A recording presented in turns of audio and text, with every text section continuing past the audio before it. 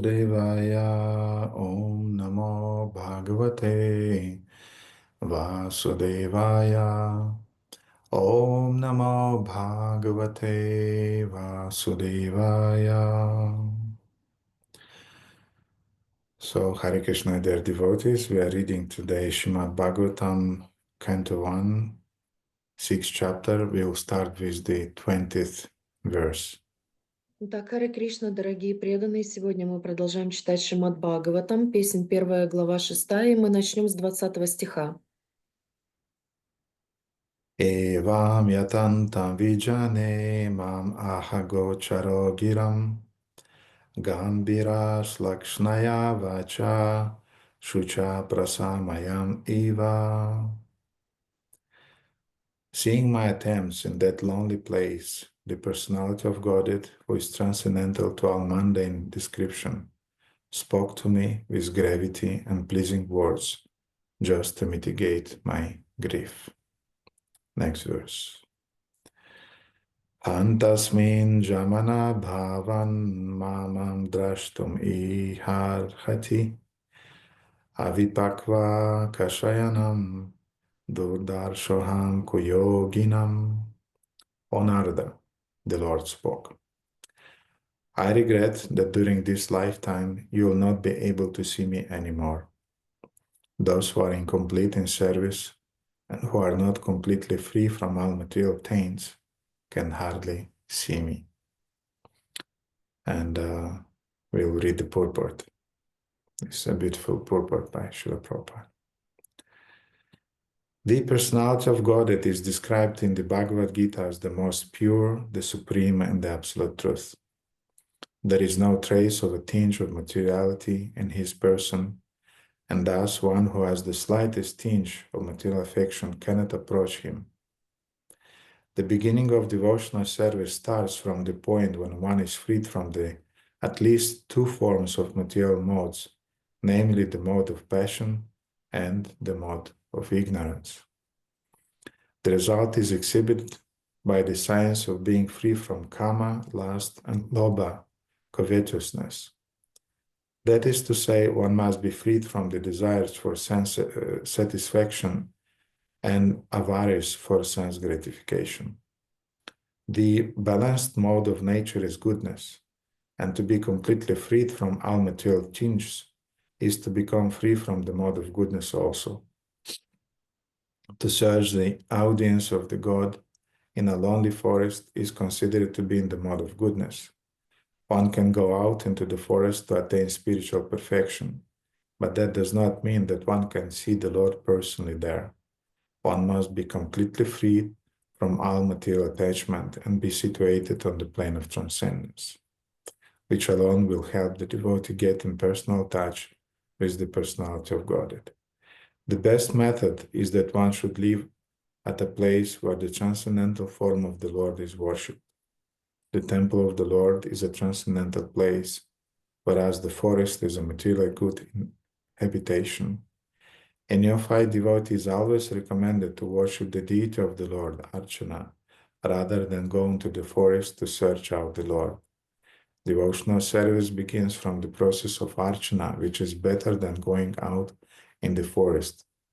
In his present life, which is completely freed from all material hankerings, Sri Narada Muni does not go into the forest, although he can turn every place into Vaikuntha by his presence only.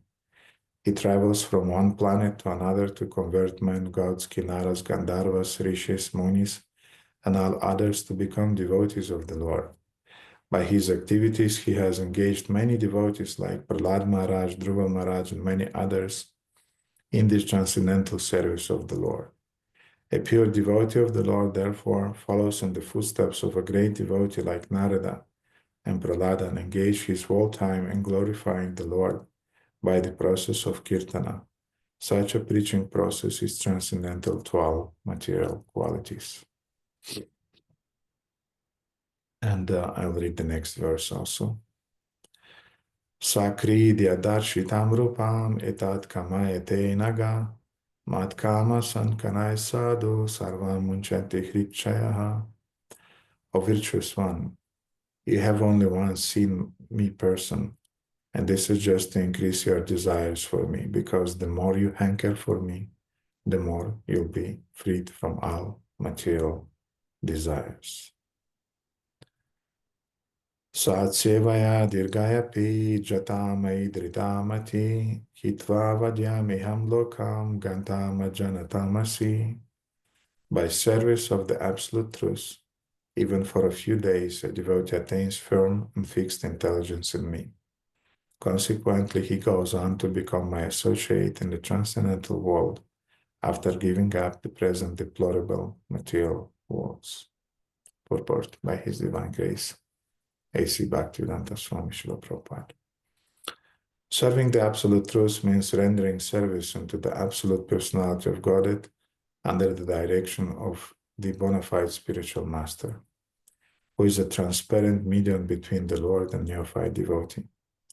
The neophyte devotee has no ability to approach the absolute personality of Godhead by the strength of his present imperfect material senses, and therefore, under the direction of the spiritual master, he is trained in transcendental service of the Lord. And by such training, even for some days, the neophyte devotee gets intelligence in such a transcendental service, which leads him ultimately to get free from perpetual inhabitation in the material worlds and to be promoted to the transcendental world to become one of the liberated associates of the Lord in the kingdom of God.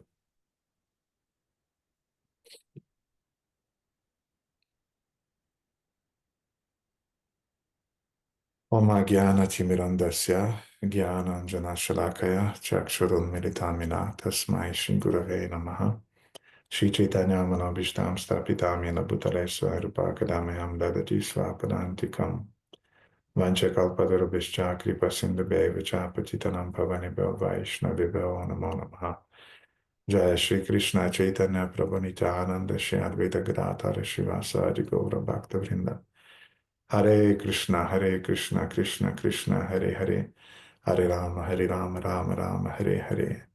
Gurave Gaura Chandraya Radhikaya Tadalaya Krishna Chaitanya Bhaktaya Tad Bhaktaya Namo.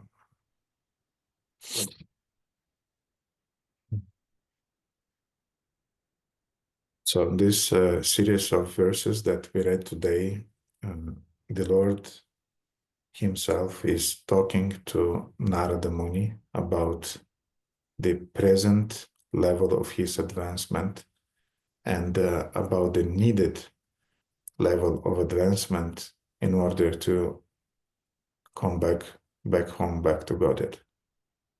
Итак, в этих последовательных стихах сам Господь обращается к Нарада Муни, объясняет ему, на каком духовном уровне тот находится в настоящий момент, и рассказывает ему о том необходимом уровне, которого он должен достичь для того, чтобы он вернулся обратно домой, обратно к Богу. As we know, Narada received a glimpse of the vision of the Supreme Lord by his meditation. Как мы знаем, Нарада Муни получил искру мелькания Господа, когда он медитировал. The Lord decided not to reveal himself completely to Narada Muni, but just to give him a sample of what means a real reunion with the Lord. Господь решил не давать Нарада Муни полноценное видение себя, он дал ему лишь образец, небольшую часть для того, чтобы он смог увидеть то, что означает полноценное слияние с Господом. And he is saying that I gave you this glimpse just to increase your desire, because the level of the desire to see me now that you have is not sufficient to attain perfection. И Господь сказал ему, что я тебе дал это видение и ту искру лишь для того, чтобы разжечь твое желание увидеть меня больше, потому что в настоящий момент твое желание недостаточно сильно. And I gave you this glimpse of perceiving me just to increase your hankering for me or your greed to attain me. И я тебе дал это короткое видение меня для того, чтобы усилить твое желание или твою жажду, алчность к тому, чтобы видеть меня. Because of that greed that you'll develop, you'll be able to free yourself completely from all of your material desires. И из-за этой сильной жажды, жадности, желания увидеть меня, ты будешь свободен от всех материальных привязанностей. And Srila Prabhupada was explaining in one of his purports that we read today that material desires means the presence of the material modes in our consciousness. И Шрила Прабхупада объясняет в одном из своих комментариев, который мы прочитали сегодня, что материальные привязанности означают влияние гун, в котором мы находимся здесь, в материальном мире. And until a devotee is affected by the mode of ignorance and by the mode of passion especially, he is not able to advance smoothly on the path of devotional service. И пока человеческое существо находится под влиянием гуны невежества, и особенно под влиянием гуны страсти, оно не способно плавно продвигаться по духовному пути. And Srila Prabhupada is writing in the purport, in the first purport that we read, he's saying that the beginning of devotional service starts from the point when one is freed from at least two forms of material modes. И Шрила Прабхупада пишет в первом комментарии, который мы сегодня прочитали, что освобождение от материальных привязанностей означает освобождение как минимум от двух гун материальной природы. The mode of passion and the mode of ignorance. Гуны невежества и гуны страсти. And Prabhupada is writing that the results is exhibited by the science of being freed from kama, lust, lobha, which means material greed. И Шрила Прабхупада объясняет, что это также означает быть свободным от камы, от желания и от лоба, алчности. And as we know, the package is very big. I mean, there are many other material attachments in the form of envy, in the form of anger, and many, many other vices. И как мы с вами знаем, что на самом деле существует целый пакет этих негативных качеств, такие как зависть или такие как гнев. And the problem of Narada Muni was that he was attached to meditate upon the Supreme Lord in the forest, which means that he wasn't even influenced by the mode of ignorance or the mode of passion. His problem was the mode of goodness. И проблема Нарада Муни была в его привязанности медитировать на Господа, когда он ушел в лес. И это означает, что он даже не находился под влиянием гуны невежества или гуны страсти. Его проблемой была гуна благости. And he was just attached to a sattvic atmosphere. And as a result, the Supreme Lord felt that Narada is not completely freed from all of the influence of the modes of material nature. Итак, Нарада Муни был привязан к саттвическому окружению. Господь почувствовал, что из-за того, что он привязан к этому саттвическому окружению, он не сможет продвинуться дальше. Therefore, the Lord gave him a glimpse of his darshana just to stimulate further advancement of Narada Muni. И поэтому Господь даровал ему эту искру видения даршана Господа для того, чтобы Нарада Муни смог дальше продвигаться. And I'm sure devotees also are feeling such glimpses during the festivals, for example, or during our visiting the holy places in India. И я уверен, что преданные тоже чувствуют такие искры, когда они находятся на фестивалях или, например, в Индии в духовных местах. Sometimes we are feeling that during our japa. Иногда мы также чувствуем это во время нашей джапы, During our reading of Srimad Bhagavatam. во время чтения Шримад Бхагаватам. Sometimes during the worshipping of the deities. Иногда во время поклонения божествам. Of course, these glimpses are not so intense as it was in the case of Narada Muni, but still they are there. И, конечно, такие искры, они не настолько интенсивные, как в случае Нарада Муни, но тем не менее они присутствуют. By them, the Lord is stimulating our hankering for Him. Таким образом, Господь стимулирует нашу жажду к Нему. Because in a sense, we can say that Krishna consciousness is about cultivating greed. Потому что в определенном смысле мы можем сказать, что сознание Кришны, оно о том, чтобы развивать в себе эту жажду, алчность. We have greed now for the material things, for material enjoyments. А сейчас у нас есть жадность к материальным наслаждениям, к материальным вещам. But we have to develop greed for serving the Lord. Но мы должны развивать жадность к служению Господу. Kama Krishna Karma Arpane, Krodha Bhakta Dvesha Jane, Loba Sadhu Sangha Harikatha. Kama Krishna Karma Arpane means that I'll engage my kama in serving the Lord. Я включу свою каму в служение Господу. Krodha Bhakta Dvesha Jane means that I'll engage my anger in defending the devotees and protecting the devotees. Я буду использовать свой гнев для того, чтобы защищать преданных. And Loba Sadhu Sangha Harikatha, my Loba or my greed, I'll engage by being very, very greedy to accept Sadhu Sangha, association with devotees, and Harikatha, to listen about the Lord's glories. И я вовлеку свою жадность к тому, чтобы общаться с преданными, и к тому, чтобы слушать Кришна-катху. So those glimpses that we are getting during our practice, the result of them should be that we want more Sadhu Sangha, deep Sadhu Sangha, and our taste for Shravanam and Kirtanam is increasing.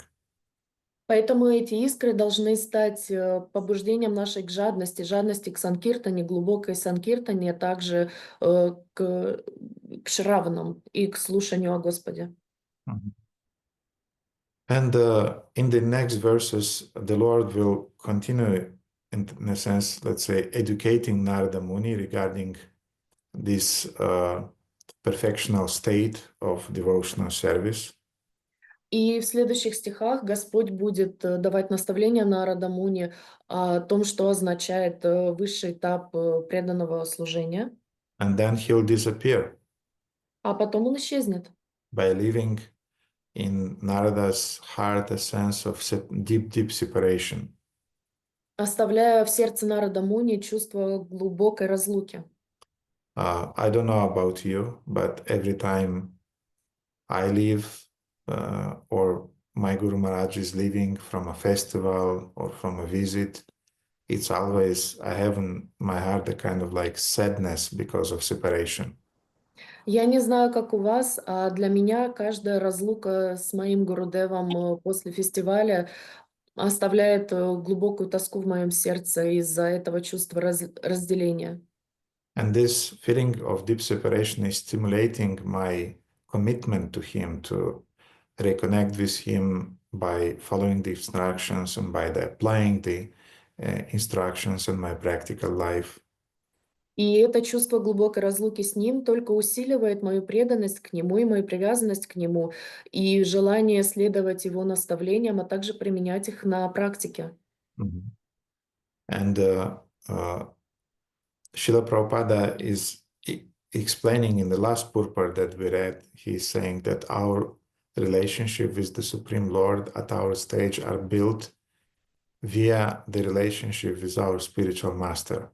И Шрила Прабхупада объясняет в последнем комментарии, который мы прочитали, что взаимоотношения с Господом выстраиваются через наши взаимоотношения с нашим духовным учителем. And in that sense, we can say that our attachment to the spiritual master is the same as the attachment to the Supreme Lord. И в этом смысле мы можем сказать, что наша привязанность к нашему духовному учителю – это наша привязанность к Верховному Господу.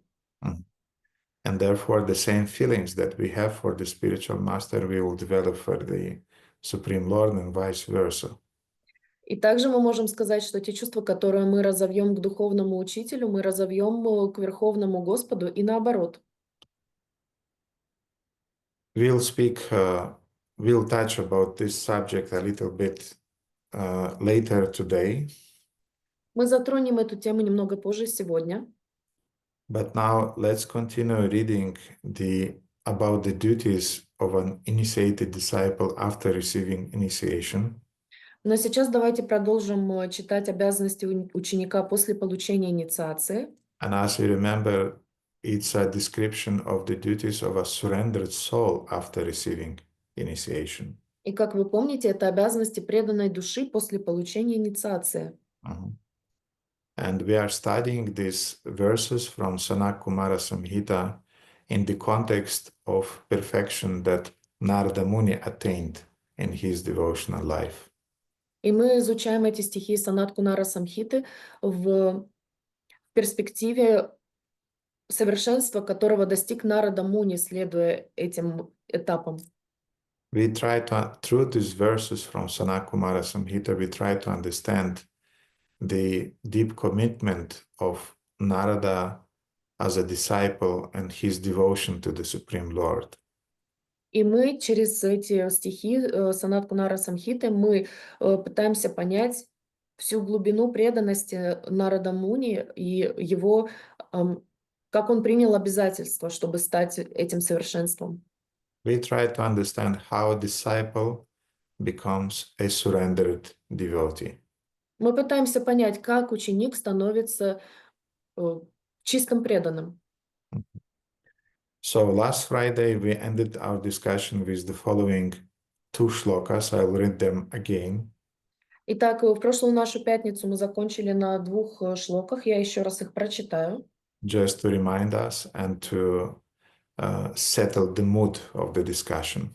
Для того, чтобы напомнить всем нам, о чем шла речь, и для того, чтобы создать атмосферу обсуждения.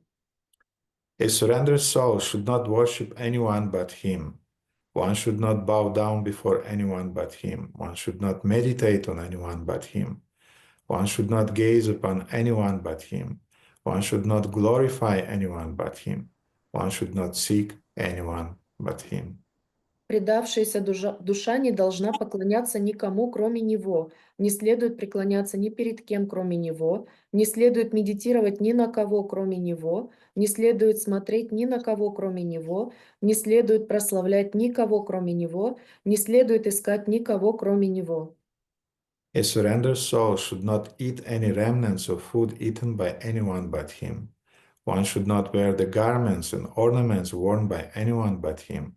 One should not talk with they who are not devotees of the Lord. One should not bow down before them or honor them in any way. Предавшаяся душа не должна есть остатки еды, съеденной кем-либо, кроме Него. Не следует носить одежду и украшения, которые носил кто-либо, кроме Него. Не следует разговаривать с теми, кто не является преданными Господа. Не следует преклоняться перед ними или оказывать им какое-либо почтение.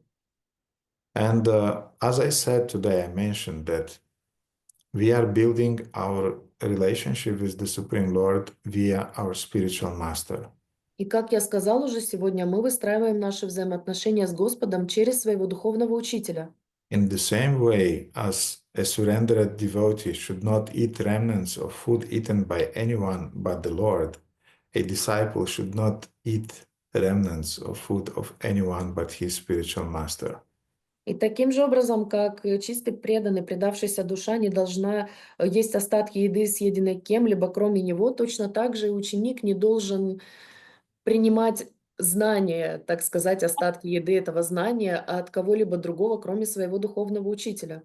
Yes, and eat remnants means eating food remnants and eating also spiritual food or knowledge that is offered by the spiritual master.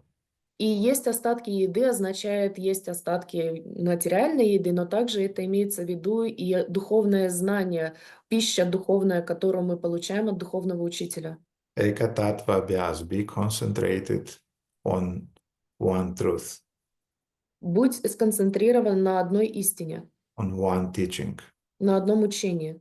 Don't hang out here and there. I'm listening to that Vaishnava and to that Vaishnava and to that Vaishnava and to that Vaishnava, and I have in my head just a mix of different concepts, and I don't have a thread, I don't have a school, I don't have a unified education.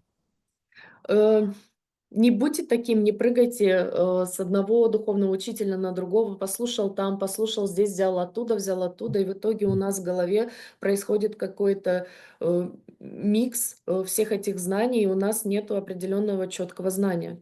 Mhm. One should not bow down before them or honor them in any way.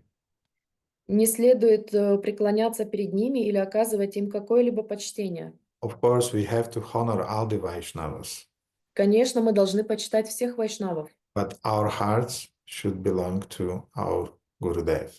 но наши сердца должны принадлежать нашему Гурудеву. And I want to say that being in a position of a leader in our movement, of a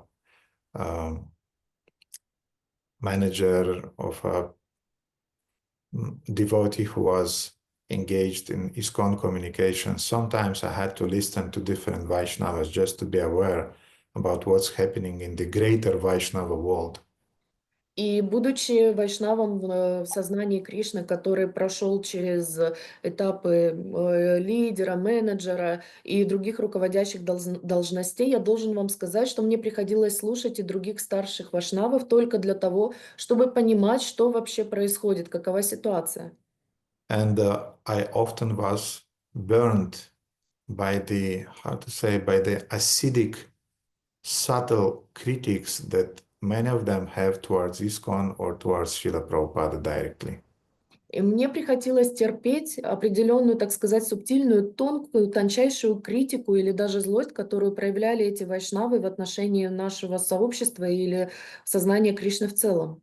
And they are great Vaishnavas, I want to say. Я вам хочу сказать, это великие вайшнавы. But I decided for myself that I'm sticking to Srila Prabhupada, I'm sticking to my spiritual master, and I'm completely satisfied. Но я для себя решил, что я буду оставаться привязанным к Шриле Прабхупаде, к своему духовному учителю, и я был полностью этим удовлетворен. Nothing compares with the food that is cooked by your mother. Ничто не сравнится с едой, приготовленной твоей матерью. The food that is cooked by your wife is the best. Еда, приготовленная твоей женой, она лучшая. But the food that is cooked by your mother is the best plus something else. Но еда, приготовленная твоей мамой, она является лучшей плюс что-то еще. So in the same way, we should eat the food that our spiritual master Diksha Guru and Shiksha Guru is giving. Поэтому мы должны есть духовную пищу, которую нам предлагают Дикша-гуру и Шикша-гуру. And don't hang around, by, as it is said, that the servant of everybody, of many masters is nobody's servant. И не забывайте, что слуга многих хозяев не является слугой ни одного хозяина. So again, it's about chastity. Поэтому еще раз мы говорим здесь о целомудрии, о верности. A disciple is chaste to his Lord, the Lord of his heart, and to his spiritual master. Итак, преданный, он остается верен Господу, Верховному Господу, своего повелителю своего сердца и также своему духовному учителю. And now Sanat Kumara is making a very, very important statement that every disciple should really hear. А сейчас Санат Кумара делает очень важное утверждение, которое нужно услышать каждому преданному. Until we will not hear it, really hear it, we will not advance. Пока мы не услышим об этом, по-настоящему вникнем в это, мы не сможем прогрессировать. Because many times we are hearing these things, but we don't take them seriously. Потому что мы часто слышим об этих вещах, но мы не воспринимаем их всерьез. So please, at least now, hear it. Поэтому, пожалуйста, хотя бы сейчас услышьте это. Isha Vaishnavayor Nindam Shrinuyam Nakadachana Karanau Pidyata Gantavyam Sakto Dandam Samacharit. A surrendered soul should not hear any blasphemy of the Supreme Lord or his devotees. Предавшаяся душа не должна слышать богохульство Верховного Господа или Его преданных. One should cover one's ears and go away. Следует заткнуть уши и уйти. If one has the power, one should punish the offender. Если у человека есть власть, он должен наказать обидчика. In some shastras it is said that if you have the power, you should cut the tongue of the offender. В шастрах говорится, что у вас есть власть, вам нужно отрезать у обидчика что? Язык. Мгм. But we don't have such power, we don't have such empowerment. So in our case, we just should leave the place. Но у нас нет такой власти, у нас нет таких полномочий, поэтому в нашем случае мы просто должны встать и уйти. So never hear the blasphemy of the Lord that you are worshipping, Lord Chaitanya, Lord Nityananda, Radha and Krishna. Поэтому никогда не нужно слушать богохульство о тех божествах, которым вы поклоняетесь, Рада Кришна, Нитьянанда, Читания.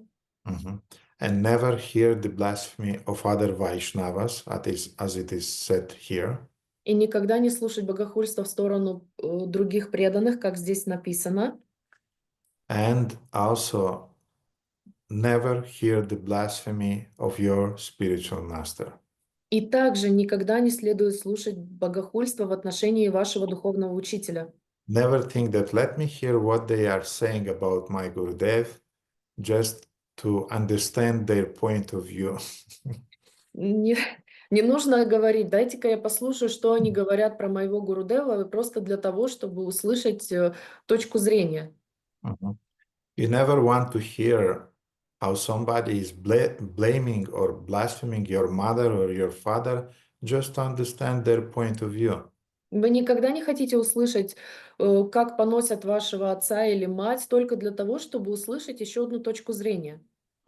Because all of those words of critiques towards the Vaishnavas you have faith in, or your spiritual master in which you have faith in, those words, they will be like cancer cells that are entering through your ears into your heart, and they will start multiplying.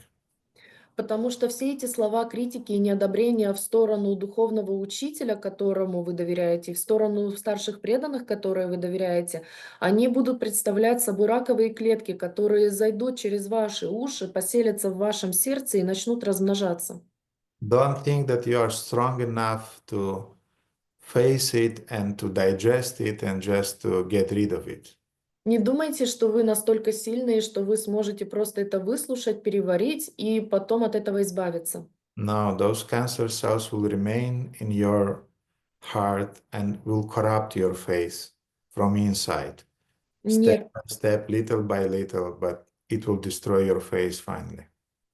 нет, эти клетки раковые, они укоренятся в вашем сердце, и они будут потихоньку захватывать вашу веру в тиски шаг за шагом, и помаленьку они будут эту вашу веру уменьшать. Guru Nishta, or faith in the spiritual master, is the backbone of our spiritual advancement. Вера в нашего гуру является краеугольным камнем на нашем пути духовного продвижения, роста. If something is happening or something is corrupting the faith in your spiritual master, all of your spiritual life is in danger. Если что-то происходит, и кто-то поколебил вашу веру вашего духовного учителя, то вся ваша духовная практика идет на смарку. Now, let's speak a little bit about not hearing blasphemy towards Vaishnavas in general, and then we'll come back again to not hearing blasphemy about the spiritual master. Давайте мы сейчас с вами поговорим о том, чтобы не выслушивать богохульство в сторону преданных в общем и целом, а потом мы вернемся к тому, чтобы не выслушивать богохульство в сторону своего духовного учителя. In his Harinam Chintamani, Srila Bhaktivinoda Thakur is describing that there are 4 types of blasphemy of Vaishnavas. В своей Харинама Чинтамани Бхактивинод Такура описывает 4 вида богохульства вайшнавов. I heard many years back, I heard another description which is given by devotees from Sri Sampradaya about 12 types of blaspheming towards Vaishnavas.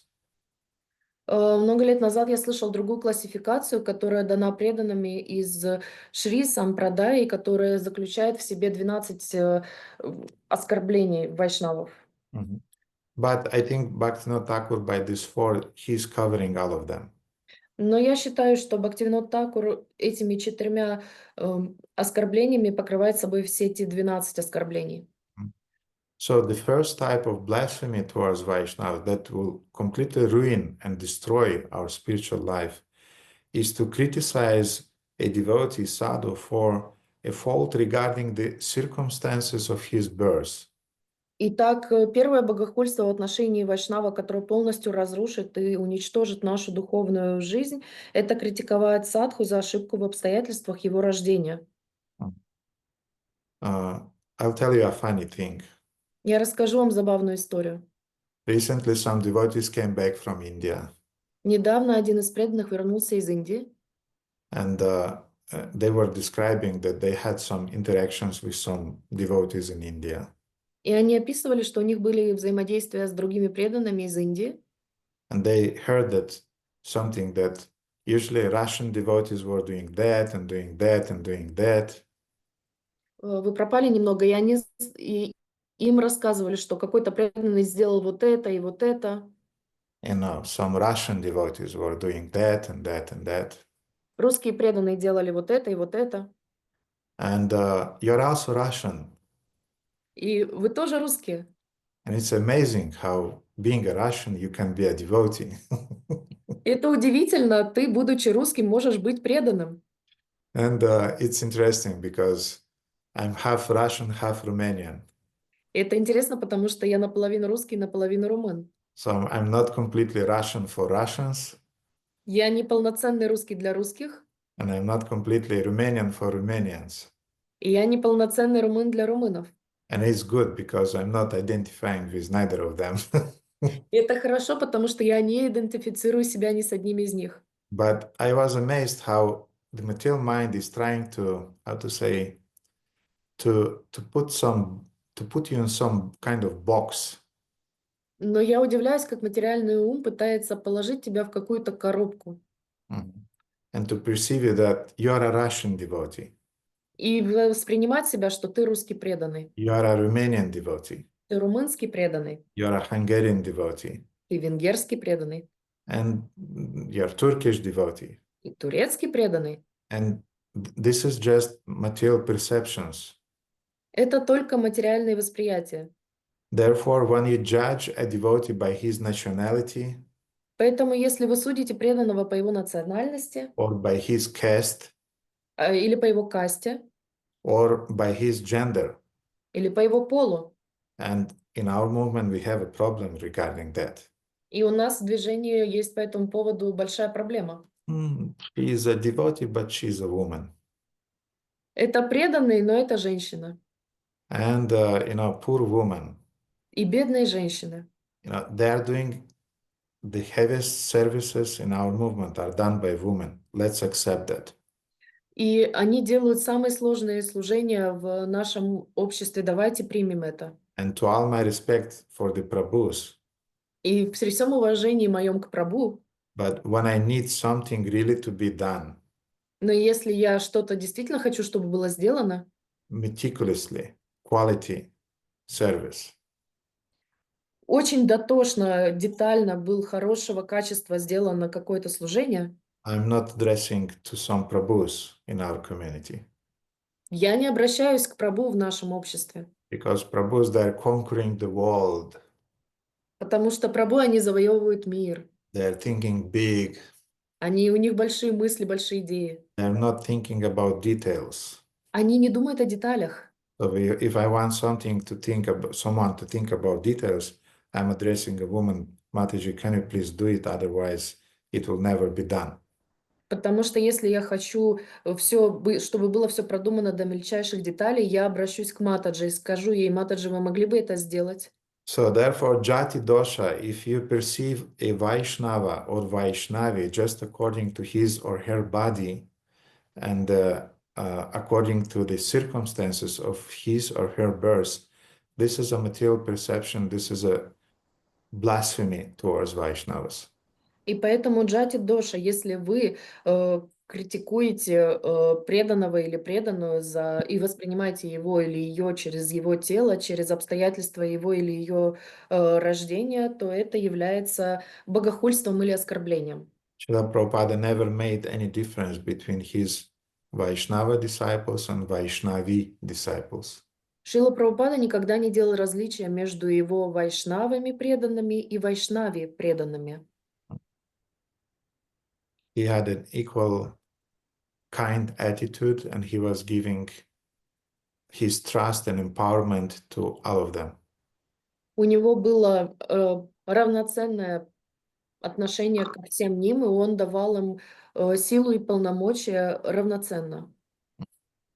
The second type of blasphemy towards Vaishnavas that Sanakumara Samhita is warning us about, don't blaspheme Vaishnavas. И второе богохульство, которое мы можем оказать вайшнавам, и Санат Кумар Самхита предупреждает нас об этом, говоря, не богохульствуйте о преданных. And Bhaktivinoda Thakur is saying it's called Kada Chikita Dosha, which means to criticize a devotee for an accidental, unintentional or unknowing fault. И Бхактивинод Такур описывает Када Чикта Доша – это критика преданного за случайный, непреднамеренный или неосознанный проступок. And Krishna is saying in Bhagavad Gita in the famous 9:30 verse. И Кришна говорит в Бхагавад-гите в знаменитом стихе 9.30. Api chet sudaracharo bhajante mam ananya bhak sadur eva samantavya samyak vevasito hisaha. Even if one commits the most abominable action, if he is engaged in devotional service, he is to be considered a saintly because he is properly situated in his determination. Даже если человек, занимающийся преданным служением, совершит самый отвратительный поступок, его все равно следует считать святым, ибо он исполнен решимости идти по верному пути. You know, we had in our movement, we had a devotee by the name Jayananda. Знаете, у нас в движении был преданный по имени Джаянанда. Many of you heard about him. Многие из вас слышали о нем. Usually during Radha Yatra festivals, his picture is put in the front of the Radha Yatra, according to Srila Prabhupada's instruction. Его фотография во время праздника фестиваля Радха-ятры прикреплена на повозке спереди, согласно наставлениям Шрилы Прабхупады прямым. Because he was the first devotee who was building those carts for Radha Yatra celebrations. Потому что он был первым преданным, который строил эти повозки для празднования Радха-ятры. Jayananda Prabhu was a great devotee. We can talk hours about him. Джананда был великим преданным, мы можем часами о нем говорить. But he made many devotees just from, just a few words and the person became a devotee. Он сделал множество преданных, он как по щелчку пальцем, он просто несколько слов сказал, и появилось множество преданных. So once a devotee who joined, I think it was San Francisco temple, he blooped. He went back to Maya. И однажды был преданный, я думаю, что это было в Сан-Франциско, он соскочил, он обратно упал в Майю. Очень красивый перевод вы сделали, Кришнакантас. Блуп соскочил.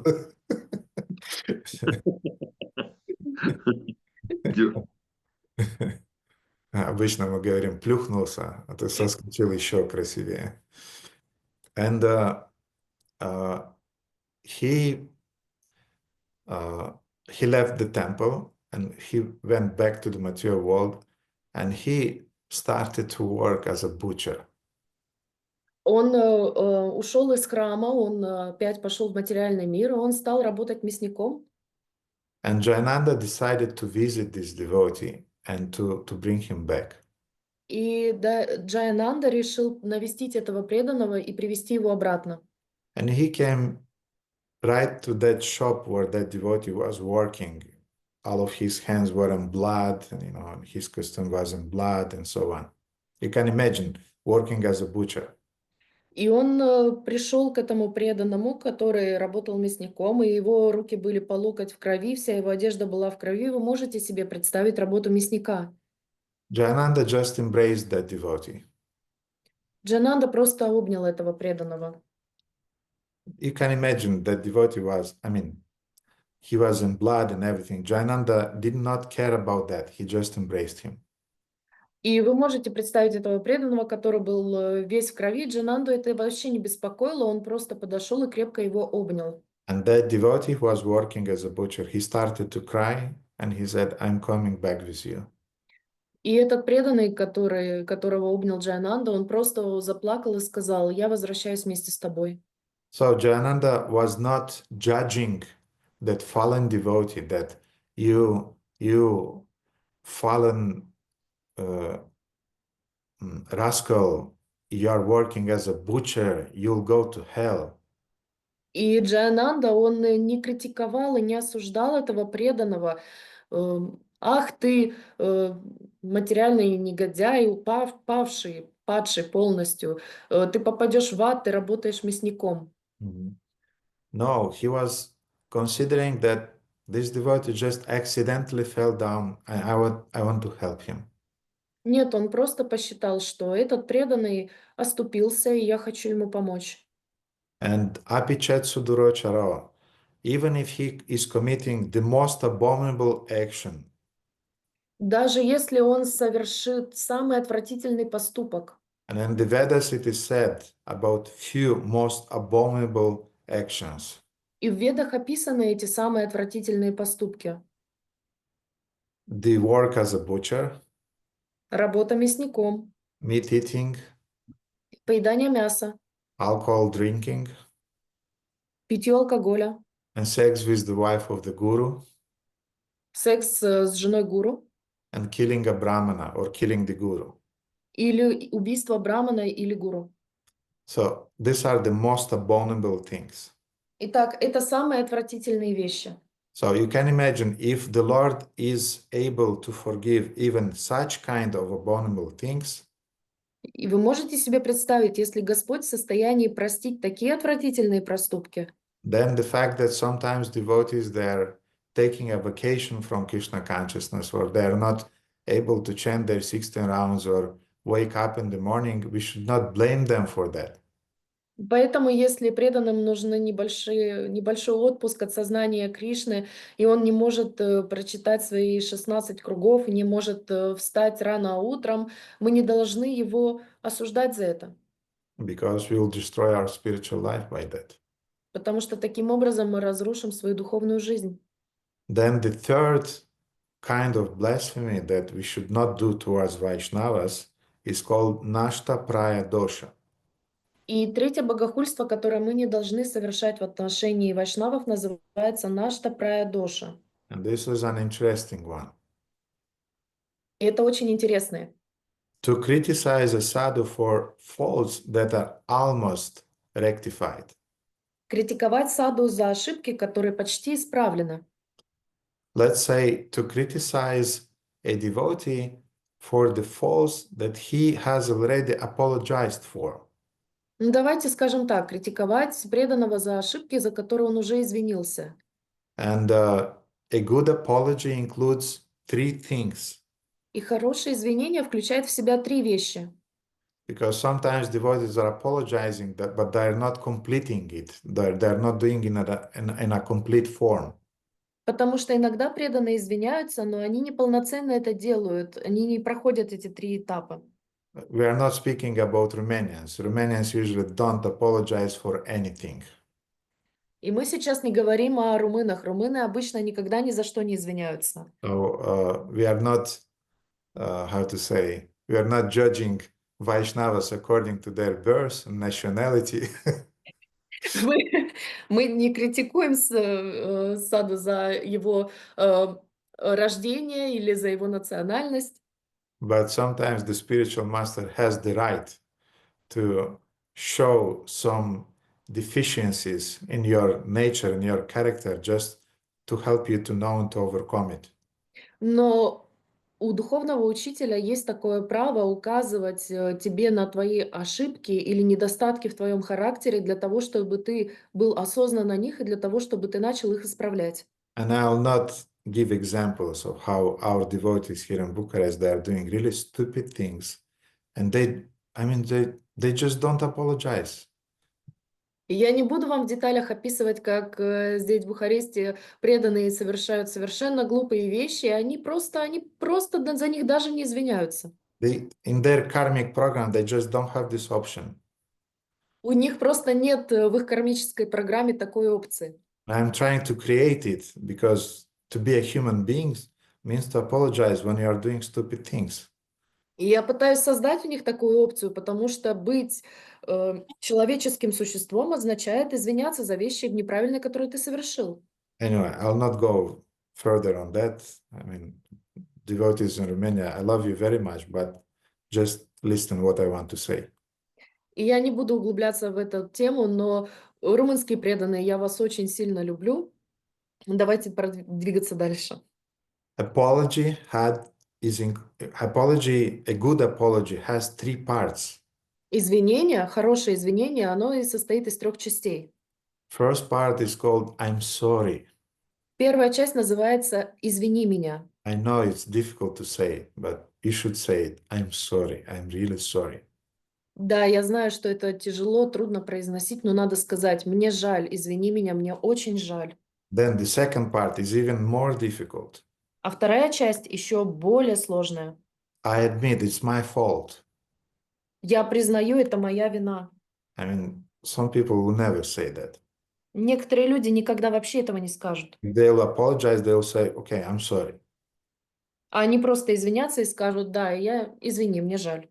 But they'll never say it's my fault. Но они никогда не скажут «Это моя вина». But the third part, some people will really never say it. А вот третью часть некоторые люди вообще никогда в жизни ее не скажут. What should I do to get it right?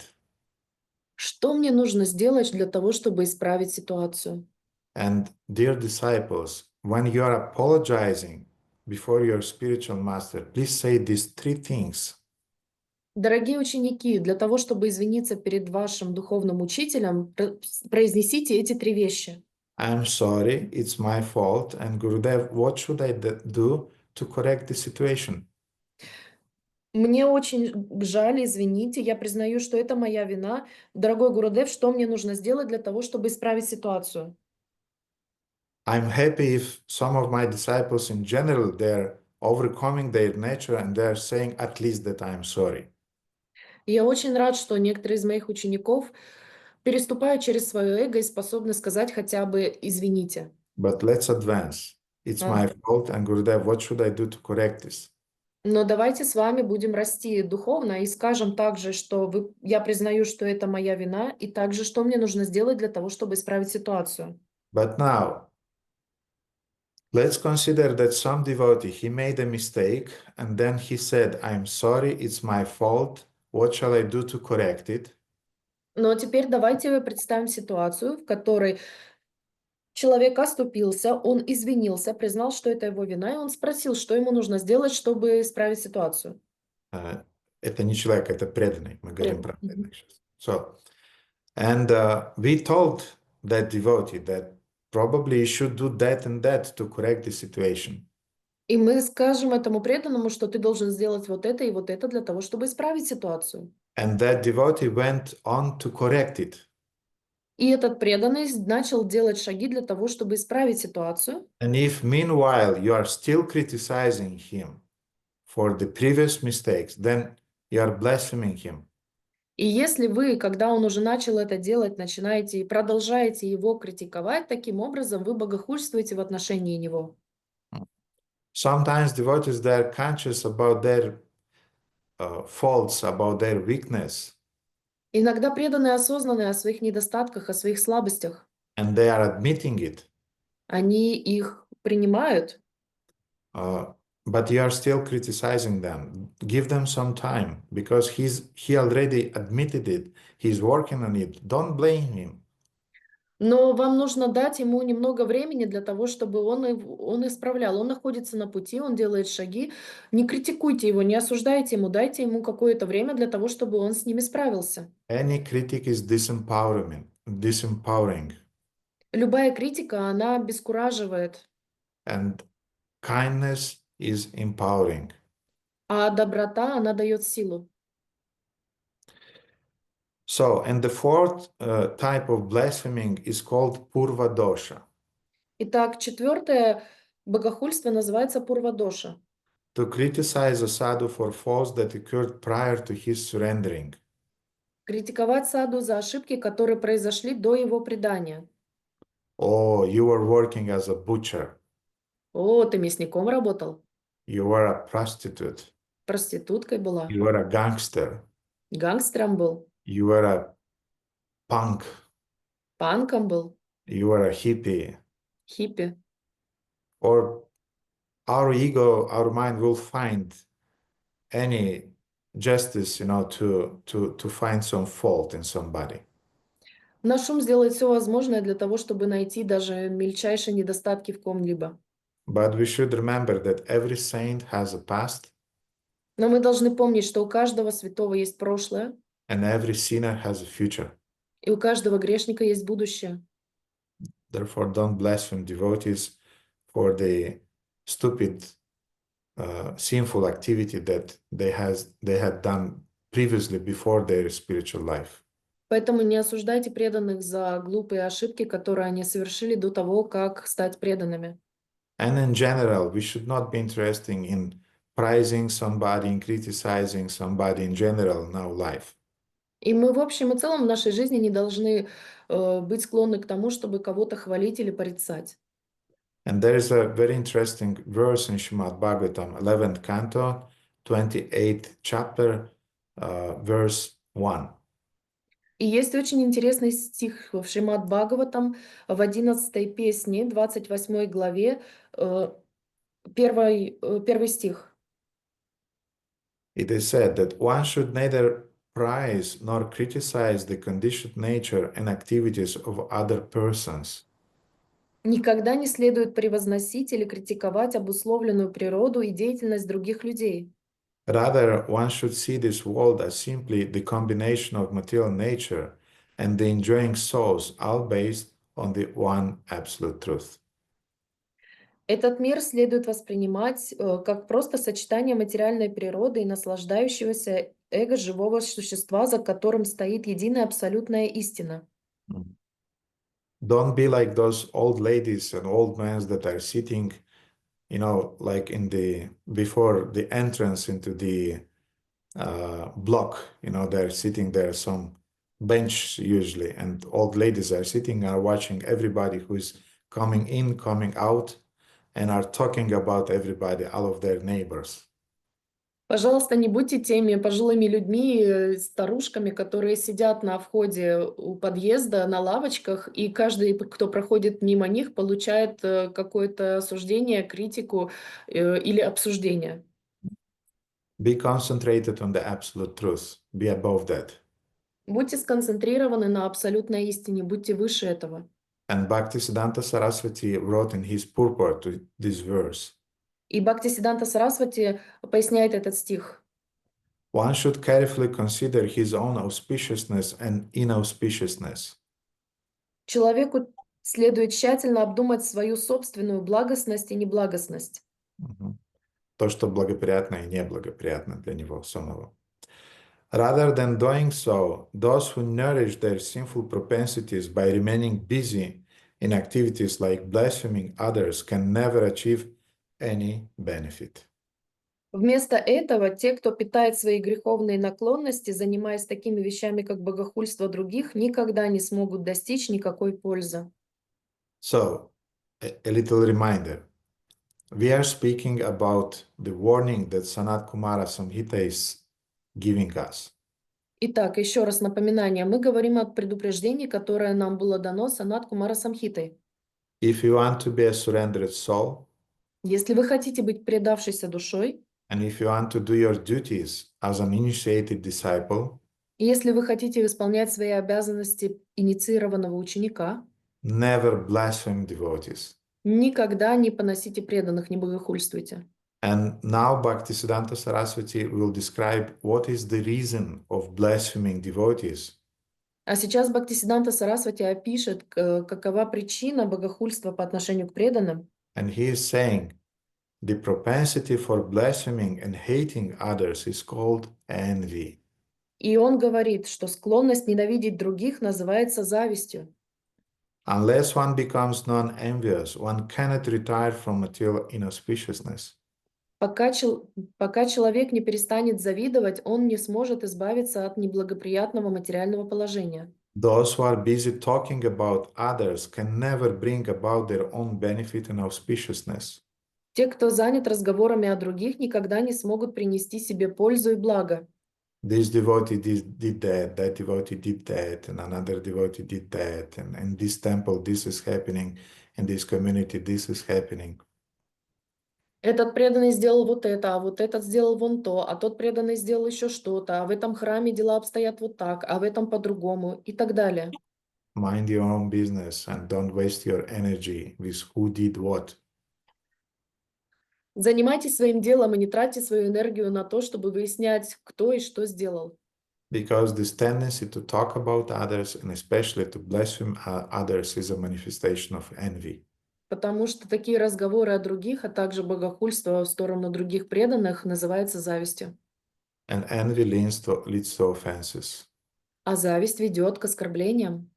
And the reactions for the offenses are quite dramatic and severe. А наказания, последствия за оскорбления, они являются довольно драматичными и тяжелыми. There are a few quotes from Hari Bhakti Vilasa which are describing the consequences of blaspheming towards sadhus Vaishnavas. И в Хари Бхакти Виласа существует несколько стихов, которые описывают, насколько серьезна будет реакция за богохульство преданных. When one blasphemes a Vaishnava, he loses his religiosity, wealth, fame, and children. Когда человек хулит Вайшнава, он теряет свою религиозность, богатство, славу и детей. So you'll not just lose your taste in your spiritual life, which is already drastic. Вы не только потеряете вкус к своей духовной жизни, что уже является полностью опустошающим, But even on the material plane, you lose your wealth, you lose your fame, and you lose your even children. но на материальном плане вы теряете свое богатство, свою славу и даже своих детей. Then another quote which is warning us about the consequences of offending devotees Vaishnavas. И также еще один стих, который говорит нам, какие реакции будут, если мы будем оскорблять вайшнавов. If one beats a Vaishnava, if one blasphemes a Vaishnava, shows disrespect to a Vaishnava, gets angry upon a Vaishnava, or does not express joy in seeing a Vaishnava, he just go to hell. Если человек бьет вайшнава, оскорбляет вайшнава, проявляет неуважение к вайшнаву, злится на вайшнава или не выражает радости при виде вайшнава, он попадает в ад. You may think that I'm not beating anyone, I'm not blaspheming devotees, I'm not criticizing them. Okay, you're doing well, but if you're just not happy seeing a Vaishnava, you already are committing an offense. Вы можете подумать, я никого не оскорбляю, я не проявляю неуважения к вайшнавам, я на них не злюсь. Хорошо, у вас все нормально, но поймите, что если вы не выражаете радости при виде вайшнава, вы все равно попадаете в ад. Now, we can say, okay, I am even happy to see all the Vaishnavas. И мы можем сказать, хорошо, я радуюсь при виде всех вайшнавов. But there is an even more subtle manifestation of envy. Но есть еще более тонкое проявление зависти. That you are happy to see all the Vaishnavas, no problem. Вы рады видеть всех вайшнавов, никаких проблем. But you are taking sides when some Vaishnavas are quarreling amongst themselves. Но вы принимаете чью-либо сторону, когда преданные между собой ссорятся. And this will be also a manifestation of envy. И это также не будет являться проявлением зависти. And Chaitanya Bhagavata is warning us. И читание Бхагавата нас предупреждает. Any sinful person who takes the side of one Vaishnava and blasphemes another Vaishnava is certainly ruined. Любой грешник, который встает на сторону одного вайшнава и оскорбляет другого вайшнава, непременно погибнет. And let's read the purport of Srila Bhaktisiddhanta Saraswati. И давайте прочитаем комментарии Шрилы Бхактисиддханты Сарасвати. Sinful-minded persons who are averse to Hari think that there is a difference of opinion amongst pure Vaishnavas, and they selfishly take the side of one and blaspheme the other's process of worship. Грешные люди, питающие отвращение к Хари, думают, что среди чистых вайшнавов существует разногласие и эгоистично принимают сторону одного и богохульствуют в отношении поклонения другого. But both Vaishnavas are engaged in the service of the Lord. Но оба вайшнава заняты служением Господу. By imagining differences between them and taking the side of one Vaishnava, one considers him superior. Воображая различия между ними и вставая на сторону одного вайшнава, человек считает его выше. Yet, since the other Vaishnava prays for that Vaishnava's purification and desires his auspiciousness, the observer considers him unfavorable and censures him, thinking that there is a possibility of difference between Vaishnavas. Однако, поскольку другой вайшнав молится об очищении этого вайшнава и желает его блага, наблюдатель считает его неблагосклонным и порицает его, думая, что между вайшнавами возможны разногласия. By preaching such a philosophy, one invites one's own ruination. Проповедуя такую философию, человек провоцирует собственную гибель. Who knows who is the rival of Srimati Radharani? Кто знает, кто является врагом Шримати Радхарани? What is her name? Каково ее имя, его имя? Она не враг, она как-то сказать, соперница. So Baladeva knows her name. What is her name, Baladev?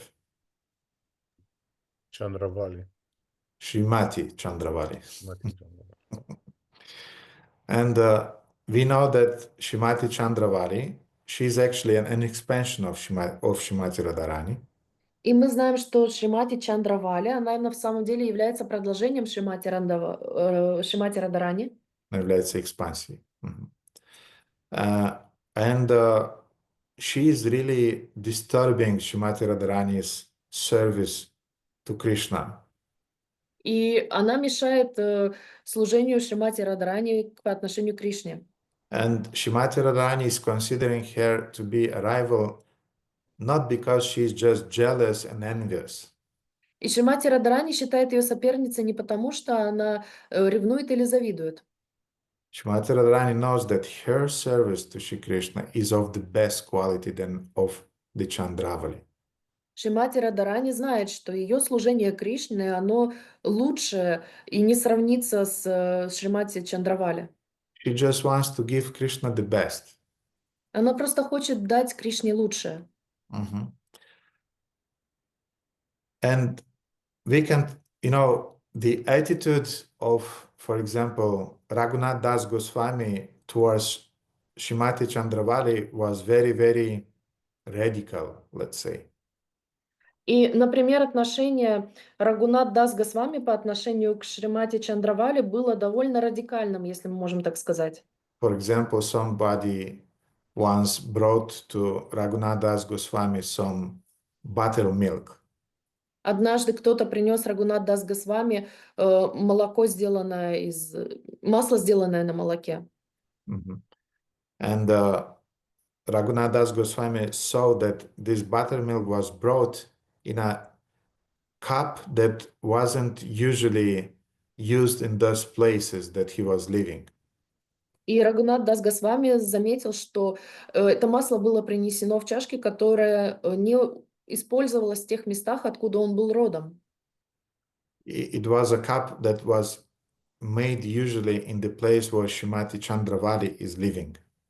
Это было сделано, сосуд был сделан в тех местах, где проживала Шримати Чандравали.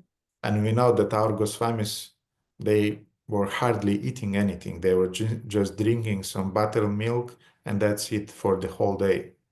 И мы знаем, что наши ачарьи, они очень скудно питались, они едва ли в день выпивали вот этого масляного молока и все. So Raghunath Das Goswami, when he understood that this cup was made in the place of Shrimati Chandravali, he just threw it on the ground and said, "I'm not taking it." И когда Рагунат Дас Госвами понял, что это масло пришло к нему из мест, где проживает Шримати Чандравали, он просто бросил его на пол, разбил и сказал: я не буду это есть. Why? Because Raghunath Das Goswami, in his spiritual body, he's Rati Manjari, he's the most confidential servant of Shrimati Radharani. Почему? Потому что в своем духовном теле Рагунат Дас Госвами является Радхи Манджари, то есть он является самым приближенным слугой Шримати Радharani. So he was showing his chastity towards Shrimati Radharani in that way. Таким образом, он показывал свою верность Шримати Радharani. But on our level, we should not imitate those things. Но на нашем уровне мы не должны имитировать такие вещи. Therefore, you will never hear anybody blaspheming Shrimati Chandravali for being a rival towards Shrimati Radharani. Поэтому вы никогда не услышите богохульство в отношении Шримати Чандравали из-за того, что она является соперницей Шримати Радharani. On the contrary, we'll say Shrimati Chandravali has another mood than Shrimati Radharani, but they're just two separate moods of service. Мы просто скажем, что Шримати Чандравали, она является собой другое настроение служения, и поэтому Шримати Радharani и Шримати Чандравали являются одним целым, просто это разное настроение служения. In the same way, when two Vaishnavas are quarreling, Таким же образом, когда два вайшнава ругаются, or two Vaishnavis are quarreling, или две вайшнави ругаются, you don't take sides. вы не принимаете чью-либо сторону. They're just showing different moods and different types of attachment to service of Guru and Krishna. Они просто показывают различное настроение, различное служение к своей гуру и Кришне. So, in the same way as directly blaspheming a Vaishnava is a sign of envy, Точно так же, как прямое оскорбление вайшнава является признаком зависти, then enjoying hearing blasphemy of other Vaishnavas is a sign of envy. и также наслаждение от услышанного оскорбления в сторону вайшнава является богохульством. Taking the side of one Vaishnava over other is also blasphemy. Принятие стороны одного из вайшнавов, которые ругаются, является также богохульством. And is also a sign of envy. И также является признаком зависти. And also not interfering. So now even more subtle. А теперь еще более тонкие вещи давайте обсудим. So you are not blaspheming, you are not listening, you are not taking sides. Итак, вы не оскорбляете, вы не слушаете, вы не принимаете чью-то сторону. You are doing very well. У вас все идет хорошо. But you are not taking sides, but you are hearing that somebody is blaspheming another Vaishnava, and you are not interfering into that. You are not stopping him that, hey, don't do it. At least don't do it here. You want to do it, go another place. Go to your home. Do it there. But don't do it in the temple. Don't do it in my house. Don't doing in the proximity of my ears. Но если вы слышите, как кто-то поносит, оскорбляет другого вайшнава, и вы не вмешиваетесь в это, вы не говорите ему: «Эй, остановись, перестань это делать, иди делай это у себя дома, иди делай это где хочешь, не делай этого в храме, не делай этого в моем доме, не делай этого на каком-то расстоянии приблизительном даже к моим ушам». То есть вы должны вмешаться в этот процесс. So if you are not stopping somebody from blaspheming other devotees, you are also accounted for the blasphemy. И таким образом, если вы не останавливаете чье-либо богохульство в отношении другого преданного, вы являетесь соучастником в этом богохульстве. And there is a very beautiful story in Chaitanya Bhagavata. И есть очень интересная история в читании Бхагавата. regarding Devananda Pandit. О Девананда Пандите. Devananda was born in a Brahmana family, Девананда родился в браманической семье, and he never had any material inclinations for enjoying material life. и у него не было никаких наклонностей для того, чтобы наслаждаться материальной жизнью. He was quite pious and moral and a nice person as a human being. Он был очень моральным, благочестивым, хорошим во всех отношениях человеческим существом. And being a Brahmana, he was following all the rules and regulations described in the Vedas.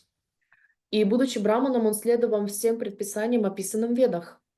Besides that, he had a great attachment to hearing Srimad Bhagavatam and to speaking on the basis of Srimad Bhagavatam. И помимо прочего, у него была очень сильная привязанность к слушанию о том, что говорится в Шримад Бхагаватам, и разговорах о Шримад Бхагаватам. And because he was very austere, he was very exemplary, he had a lot of students who were coming to his school and they were learning Srimad Bhagavatam from him. И поскольку он был очень аскетичным и благочестивым, у него было множество учеников, которые приходили, и они вместе изучали Шримад Бхагаватам. And one day, one of the associates of Lord Chaitanya by the name Shivas Thakur, he was walking nearby the place where Devananda was reciting the Srimad Bhagavatam and explaining it to his students. И однажды близкий спутник Господа Чайтаньи по имени Шивастакур проходил вблизи от того места, где Девананда со своими учениками обсуждали Шримад Бхагаватам. Shivas Thakur, by the way, is the incarnation of Narada Muni in Lord Chaitanya's pastimes.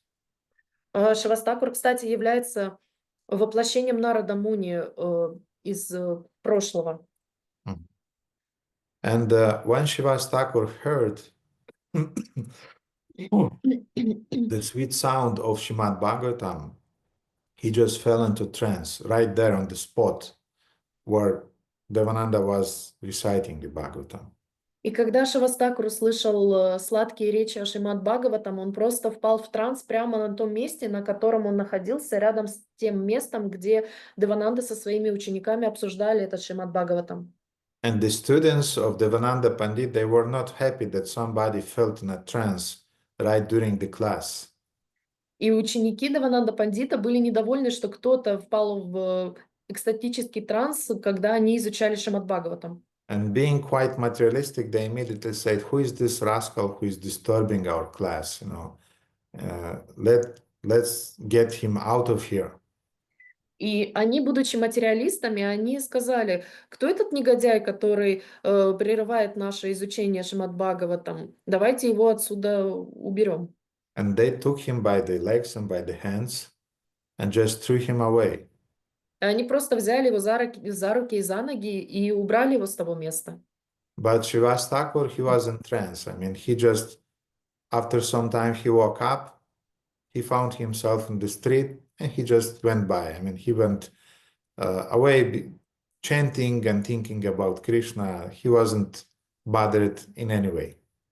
А Шивастакур, поскольку он был в духовном трансе, он просто очнулся где-то на улице, начал вспоминать святые имена Господа, думать о Кришне и просто пошел дальше. Он совершенно не был затронут или обижен поведением преданных. Now, Shastras are saying that a teacher is responsible for the behavior of his students. И в шастрах говорится, что духовный учитель, он ответственен за поведение своих учеников. How the students are behaving, that will be the reputation of their spiritual master. То, как ведут себя ученики, это является повторением за их духовным учителем. Это создаст определенную репутацию их духовного. Мгм. So, in Hari Bhakti Vilasa it is stated, Итак, в Хари Бхакти Виласа утверждается, Rajni Chamatya Dosha Patni Papam Svabharati Tata Shishyartam Ja Papam Guru Prapnoti Nishchitam. The faults of a counselor fall on his king. вина за советника падает на короля. Mhm. The sins of a wife fall on her husband.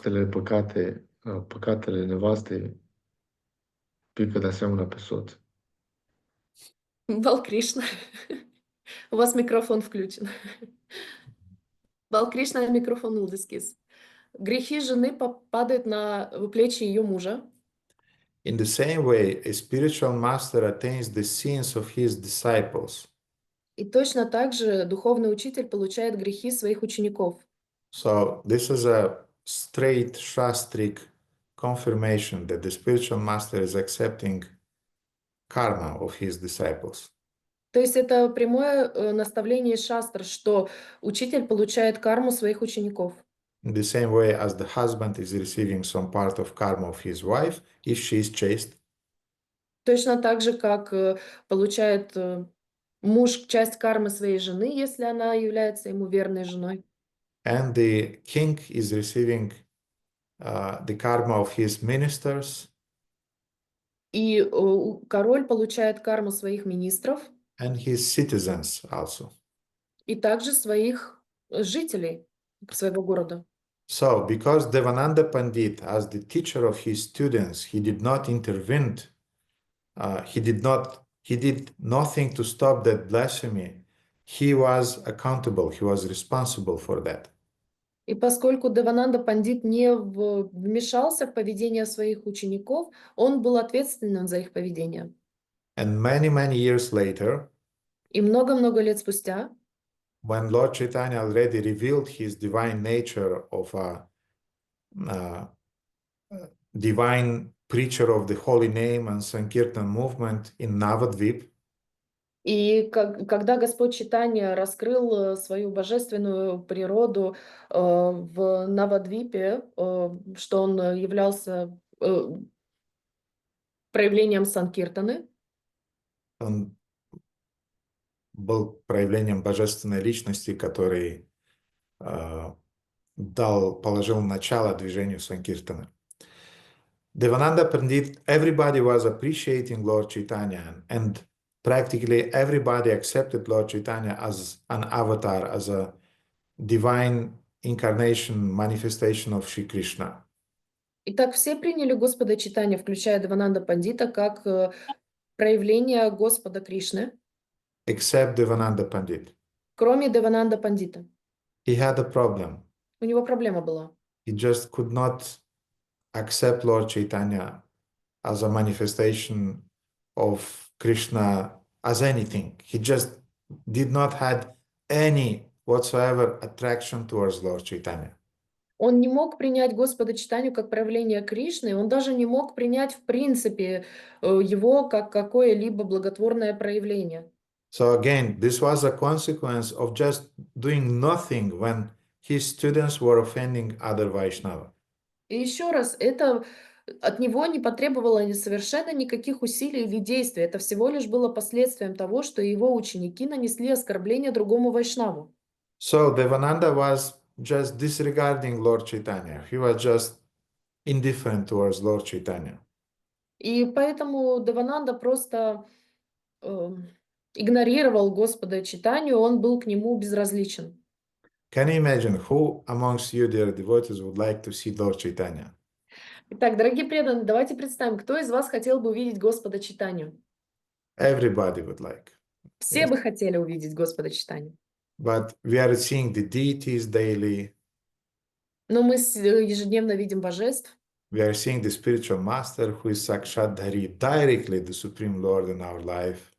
Мы видим духовного учителя, который является Сакшат Дари, прямое проявление Верховного Господа.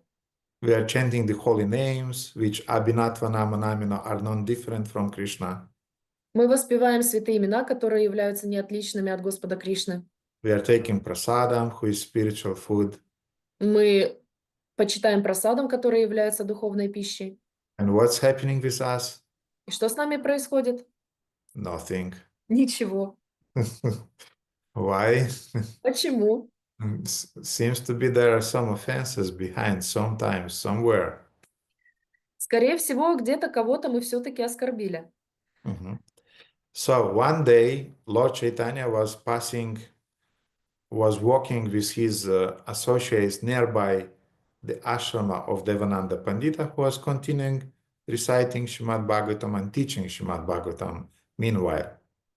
Итак, Чайтанья Махапрабху со своими спутниками проходили мимо того места, где ашрама Девананда Пандита, где он продолжал цитировать и изучать Шримад Бхагаватам со своими учениками.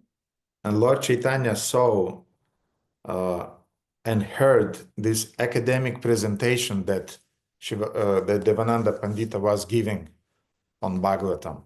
И Господь Чайтанья услышал это академическое повествование, которое делал Девананда Пандит для своих учеников. And Lord Chaitanya was not at all impressed by what he heard. И Господа Чайтанью совершенно не впечатлило то, что он услышал. And he came near Devananda Pandit and his students. И он подошел к Девананда Пандиту и его ученикам. And very loudly he said, И очень громко он сказал: "Who is this rascal who is reading here Srimad Bhagavatam?" кто этот негодяй, который читает здесь Шримад Бхагаватам? Srimad Bhagavatam is teaching only devotional service, pure devotional service to Krishna. Шримад Бхагаватам учит нас преданному служению Кришны, только чистому преданному служению. But this rascal is not a devotee. He doesn't have the right to teach Srimad Bhagavatam. Но этот негодяй не имеет права учить Шримад Бхагаватам, он не является преданным. And Lord Chaitanya even was so angry, he wanted to beat Devananda Pandit right there. И Господь Чайтанья, он был настолько в гневе, что он хотел избить прямо там Девананду Пандита.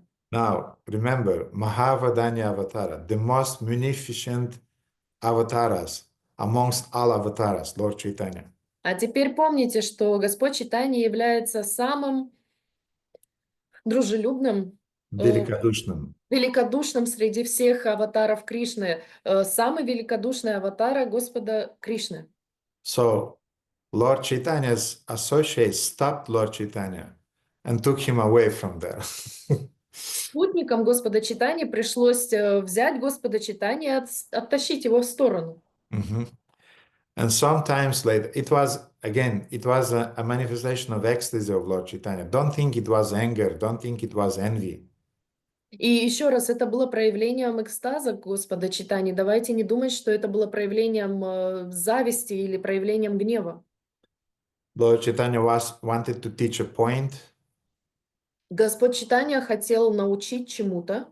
And then he was caught away in his bhava and his emotions of chastity towards devotional service and towards the ideal of Srimad Bhagavatam. А потом он был унесен эмоциями и о верности к Шримад Бхагаватам и о том, чем является чистое преданное служение. So some time passed, and once Lord Chaitanya was in some place and Devananda was passing nearby. И прошло какое-то время, Господь Чайтанья находился в каком-то месте и проходил мимо Девананда Пандит. And Lord Chaitanya again saw him and said, "Hey, you Devananda, what right do you have to teach Srimad Bhagavatam? Who gave you this right?" И снова Господь Чайтанья сказал Девананду Пандиту: «Эй ты, какое ты имеешь право преподавать Шримад Бхагаватам?» There are two types of Bhagavatas. There are book Bhagavatam and there is a person Bhagavatam. Есть два источника. Есть книга Бхагаватам и есть личность Бхагаватам. The word Bhagavata means divine. Слово Бхагаватам означает божественный. And Bhagavata means divine teaching. И Бхагаватам означает божественное учение. And divine teaching is manifesting through the book Bhagavata, divine book, and through the person Bhagavata, divine person. И Бхагавата, божественное проявление, может быть через книгу, божественное описание, и может быть через личность, божественное Бхагаватам. For example, all of the Bhagavatams in the world nowadays will be lost, let's say theoretically. Давайте теоретически представим, что все Бхагаватам в мире исчезает. So just by studying the behavior of, let's say, Dinabandhu Prabhu, the behavior of Radhakanta, the behavior of Shamasundara or Victor, we would be able to restore back the ideas that were described previously in Srimad Bhagavatam. И тогда, глядя на поведение Динабанды Прабху, Рада Канты, Шьямасуддара, Виктора Прабху, мы сможем восстановить учение по Шримад Бхагаватам. Because being true devotees, they are living according to devotional values. Потому что, будучи чистыми преданными, они живут по священному писанию. And then those values you describe again in another book. И вы просто сможете описать те же ценности в другой книге. So you understand the point of person Bhagavata and book Bhagavata. Теперь вы понимаете суть человека Бхагавата и писания Бхагавата. So Lord Chaitanya said that Shivas Thakur, he's a person Bhagavata, and you are reading book Bhagavata, but you offended the person Bhagavata. И поэтому Господь Чайтанья таким образом сказал, что Шивас Тхакур был человеком Бхагавата, а ты читаешь книгу Бхагавата, то есть ты оскорбил человека Бхагавата. And Srimad Bhagavatam is about love. А Шримад Бхагаватам, она является самой по себе о любви книгой. And Shivas Thakur manifested that love before you, right in front of your eyes, but you did not got it. И Шивас Тхакур проявил эту чистую любовь прямо перед тобой, перед твоими глазами, а ты этого не увидел. So since you offended Shivas Thakur, you'll never understand the meaning of Srimad Bhagavatam. Therefore, you don't have the right to teach Srimad Bhagavatam. И поэтому из-за того, что ты не понял этого состояния любовного Шиваса Тхакура, ты не являешься преданным, ты не сможешь никогда объяснить значение Шримад Бхагаватам. So disgusted, Lord Chaitanya walked away. This time he didn't want to beat him, but just walked away. He just ignored him. И после этого Господь Чайтанья просто ушел, он даже не хотел его бить в этот раз, он просто его проигнорировал, отвернулся и ушел. And to some degree, Devananda, when he heard these words, he was embarrassed. И Девананда, когда он услышал эти слова, он в какой-то степени засмущался. He was a Brahmana, he was a sattvic person, so he had some conscience, and he felt that he did something wrong towards Shivas Thakur. Он был браманом, он был саттвической натурой по своей природе, и поэтому у него было сознание. И он этим сознанием понял, что он действительно сделал что-то не то в отношении Шиваса Тхакура. But still, regarding his appreciation of Lord Chaitanya, or even of Shivas Thakur as a great devotee, blank, nothing. Но тем не менее, что касается того, чтобы воспринимать Господа Чайтанью как проявление Господа или Шиваса Тхакуром считать чистым преданным, в отношении этого у него было просто blank, пробел, он ничего не понимал в этом. So he went on just doing his profession. He was teaching Srimad Bhagavatam. Поэтому он просто продолжал делать то, что он умеет делать. Он обучал Шримад Бхагаватам. Some times passed. Прошло какое-то время. And one day, a very extraordinary thing happened. И одна очень невероятная вещь произошла. One of the most intimate associates of Lord Chaitanya by the name Vakreshwar Pandit, he was traveling and he came to Navadvipa.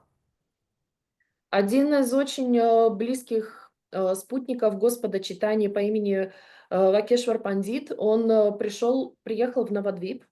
And Vakreshwar Pandit started doing daily some very, very ecstatic kirtans.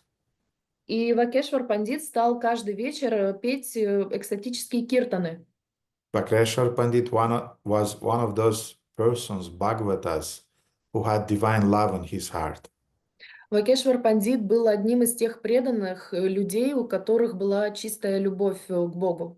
He had no any trace of material desires in his heart. У него не было и следа материальных желаний в его сердце. He had only ecstatic love in his heart. В его сердце присутствовала только экстатическая любовь. And therefore, when Vakreshwar Pandit was dancing, when he was chanting, all the symptoms of divine ecstasy were manifested in his heart.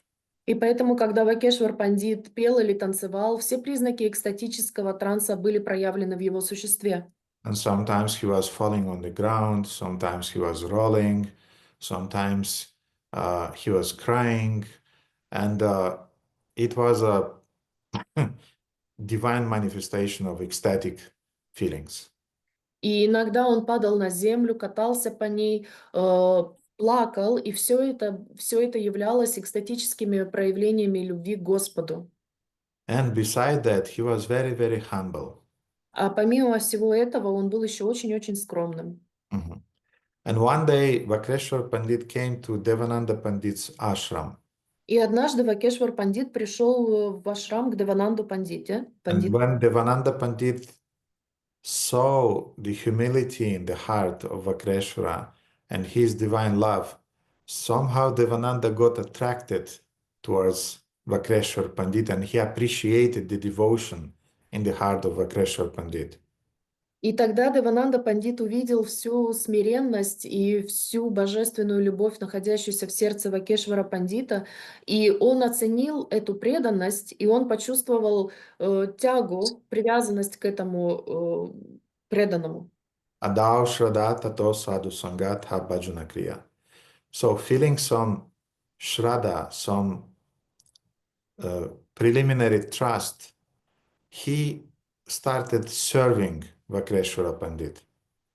И чувствуя определенную шраду, предварительную веру, он начал служить Вакешвара Пандиту. Mhm. And what was his service towards Vakreshwara Pandita? И в чем заключалось служение его Вакешвара Пандиту? When Vakreshwara Pandita was chanting and dancing, the people from the whole Navadvipa were coming, and they were also becoming quite wild and ecstatic, dancing along with Vakreshwara Pandit. Вы немного пропали. Когда Вакешвара Пандит танцевал и пел, и на киртанах, люди из всей Навадвипы собирались, чтобы поучаствовать, посмотреть. Мгм. И они, участвуя в танце, становились дикими, потому что они были охвачены тоже божественной любовью, которая передавалась от Вакрешвара Пандита.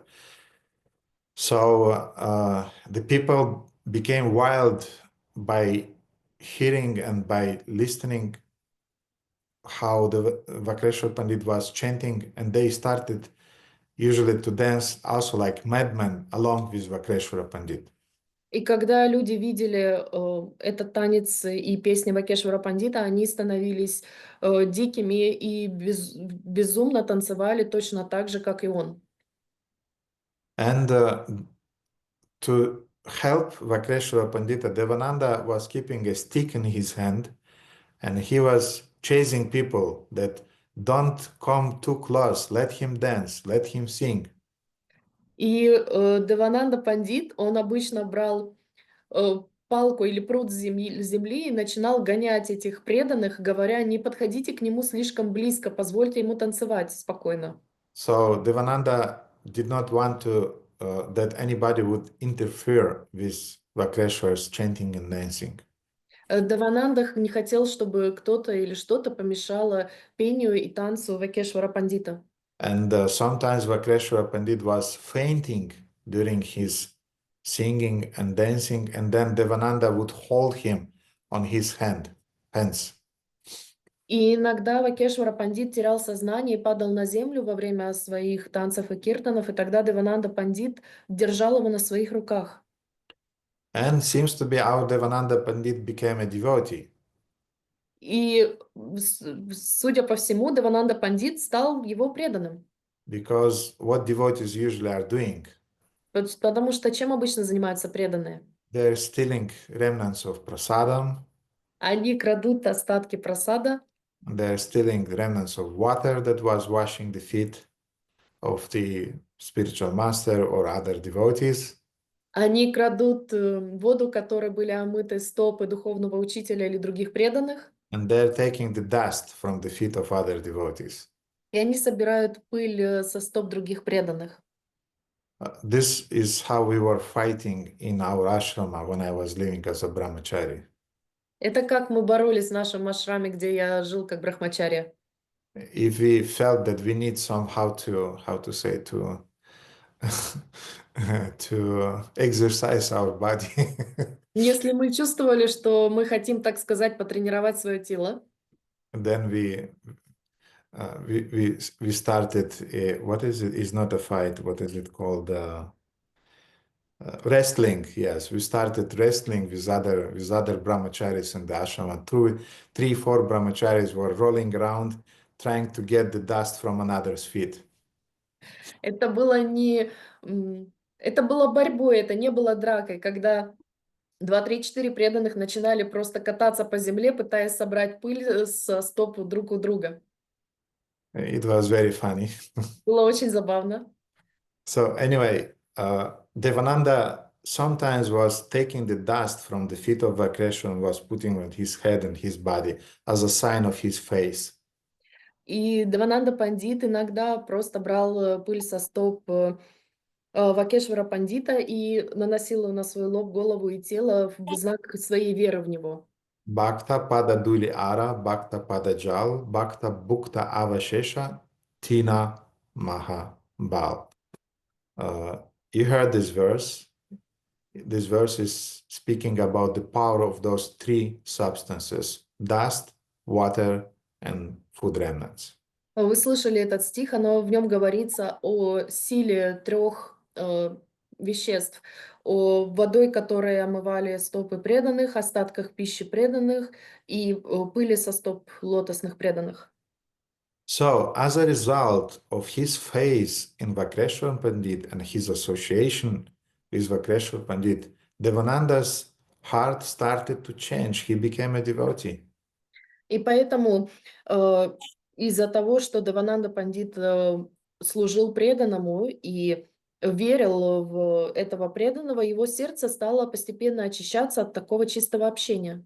And Devananda Pandit started to regret that, my God, Lord Chaitanya was here in Navadvip. He was chastising me. He was teaching me. He was trying to make a point, but I had a deaf ear. I could not hear and understand anything.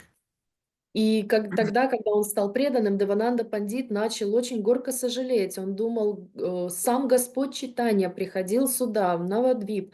Он был передо мной, он меня ругал, он мне давал наставления. Он пытался научить меня чему-то, но я был настолько глух, что я не воспринимал это.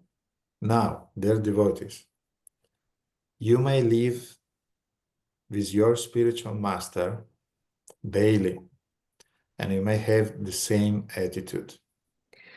А теперь, дорогие преданные, вы можете жить каждый Божий день рядом со своим духовным учителем, взаимодействовать с ним и при этом иметь такое же отношение.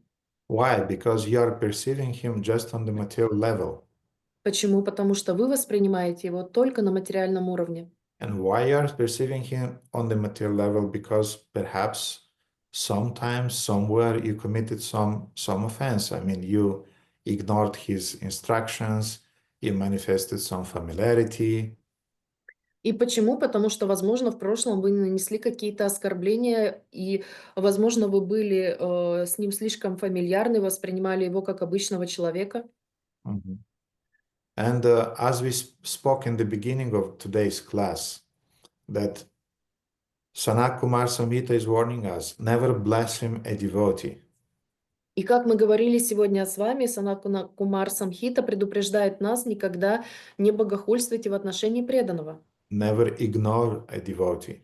Никогда не игнорируйте преданного. And the foremost among devotees is the spiritual master. И самый главный из всех, важный из всех преданных для нас является духовный учитель. Therefore, don't ignore, don't blaspheme your spiritual master. Поэтому не игнорируйте, не богохульствуйте в отношении своего духовного учителя. And to point out this very, very important truth, Srimad Bhagavatam is teaching us.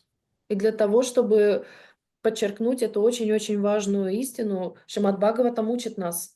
And one of the key verses about Guru Tattva in Srimad Bhagavatam is the verse 11, 17, 27.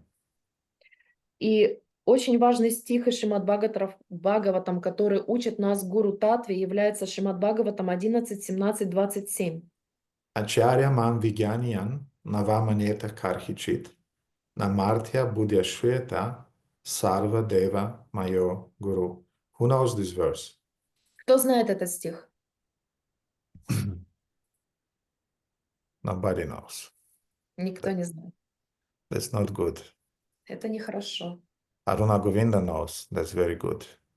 Радха Говинда знает очень хорошо. Karuna Rasa is shy also to show her hand. Каруна. Shamasundara must know, but I don't. Shamasundara, you know this verse? Acharya Man Viganyan. Yes, Shamasundara knows. Yes, this is a very, very important, one of the key verses in Bhagavatam about Guru Tattva.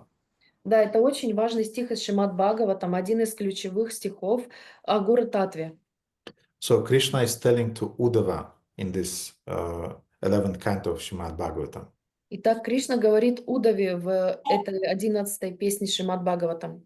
Acharya Man Vigyanyan. O Uddhava, you should know that I am non-different from the Acharya, or Acharya is non-different from me. О, Уддава, тебе следует знать, что Ачарья — это я. Navamanyeta Karhichit, never disrespect him. И никогда не проявлять неуважение к нему. Namartya Buddha Shweta, you should never envy your spiritual master. Никогда нельзя завидовать своему духовному учителю. Never consider him to be an ordinary man, Никогда не считай его простым смертным. because Sarva Deva Mayo Guru, all the demigods are present in the body or in the person of the spiritual master. Ибо он представитель всех полубогов. Mhm. And here it is said, Nabudya Shweta. Shweta means asweta, so never become envious. Ашвета означает никогда не быть завистливым. And in his purport to this verse, Sanatana Goswami is writing И в своем комментарии к этому стиху Санатана Госвами пишет, that how a disciple's envy towards spiritual master can manifest. как может проявиться зависть ученика по отношению к своему духовному учителю. The disciple will not blame and will not blaspheme his guru. Ученик не будет завидовать и не будет богохульствовать в отношении своего духовного учителя. He would not shout at his guru. Он не будет кричать на своего духовного учителя. He will even maybe externally will follow the instructions of the guru. Он даже будет, возможно, внешне следовать наставлениям духовного учителя. But the subtle envy of the disciple towards guru can manifest as anukaranam, which means imitating the spiritual master. Но тонкая зависть может проявиться в отношении духовного учителя через анукаранам, это подражание духовному учителю. For example, the spiritual master is singing in a certain manner, and you are imitating that manner of singing. Например, духовный учитель поет определенным образом, и вы имитируете это пение. Or he's walking in a certain way, Или он ходит определенным образом, and you are imitating how he's walking. и вы имитируете то, как он ходит. You know, sometimes devotees in the presence of Srila Prabhupada, they were trying to speak with the same accent that Srila Prabhupada, Hindi accent that Prabhupada had. И да, преданные ученики Шрилы Прабхупады старались в присутствии Шрилы Прабхупады имитировать его акцент хинду, который у него был. Or Prabhupada sometimes was saying during the class. Иногда Прабхупада говорил во время своих лекций. And devotees were giving classes and doing the same. И преданные давали лекции, они точно так же поступали. It's innocent, but it's like monkey see, monkey do. Это невинно, но это как бы обезьянка видит, обезьянка делает. So don't imitate those external things. You should follow the teachings. You should follow the essence, anusarana. Поэтому не пытайтесь копировать, не пытайтесь подражать этим внешним вещам. Следуйте наставлениям, исполняйте волю своего духовного учителя анусарана. Don't be a copy-paste of your spiritual master. Не будьте всего лишь копией своего духовного учителя. And Sanatana Goswami is saying, so the first thing how the subtle envy towards the spiritual master can manifest is the imitation. Итак, первая тонкая зависть, которая может проявиться по отношению к духовному учителю, это подражание. But the second one is called dosha drishti. Но вторая называется доша дришти. It means that you are seeing some faults, little faults here and there. Это означает, что вы видите маленькие недостатки, то здесь, то там. Guru Maharaj or Gurudev forgot to do that. О, Гуру Махарадж или Гурудев забыл сделать вот это. Oh yeah, and by the way, Shamasundra, I forgot to give you yesterday 100 lays for the for the flyers. Yeah, Да, кстати, Шьямасундара, я забыл тебе дать вчера 100 лей на флайеры. it's good that I remember now. Хорошо, что я вспомнил. If you are here, where are you? Где ты, если ты сейчас здесь? We have them already. You have them. Yes, so no need. The vote is already paid. So you collected them. I collected, yeah. Okay. Anyway, thank you. I wanted to help. So you see that the spirit, and I am forgetting sometimes. Every spiritual master, sometimes they're forgetting because they have so many things to keep in their mind that naturally you forget some things. И да, я забываю, все забывают духовных учителей, столько различных забот и столько вещей, которые нужно держать в голове, что они просто ускользают от нашего внимания. Or maybe you forget some stanzas from the shlokas that you are quoting. Или, например, вы забываете какие-то слова из шлок, которые вы комментируете. And I know, for example, my Guru Maharaj sometimes he's changing the words in the shlokas that he's quoting. Я знаю, например, что мой Гуру Махарадж, он иногда меняет местами слова в шлоках, которые он цитирует. But during the class, I'll never say, Guru Maharaj, this you said in improper way the shlokas. Но я никогда не подниму руку во время лекции и не скажу: Гуру Махарадж, вы немножко ошиблись, там местами надо слова поменять. Or the translators, they have this tendency that the speaker is saying the shloka and he's missing some words. Или у переводчиков тоже есть такая склонность, что когда тот лектор, когда он говорит, он забывает сказать какое-то слово в шлоке.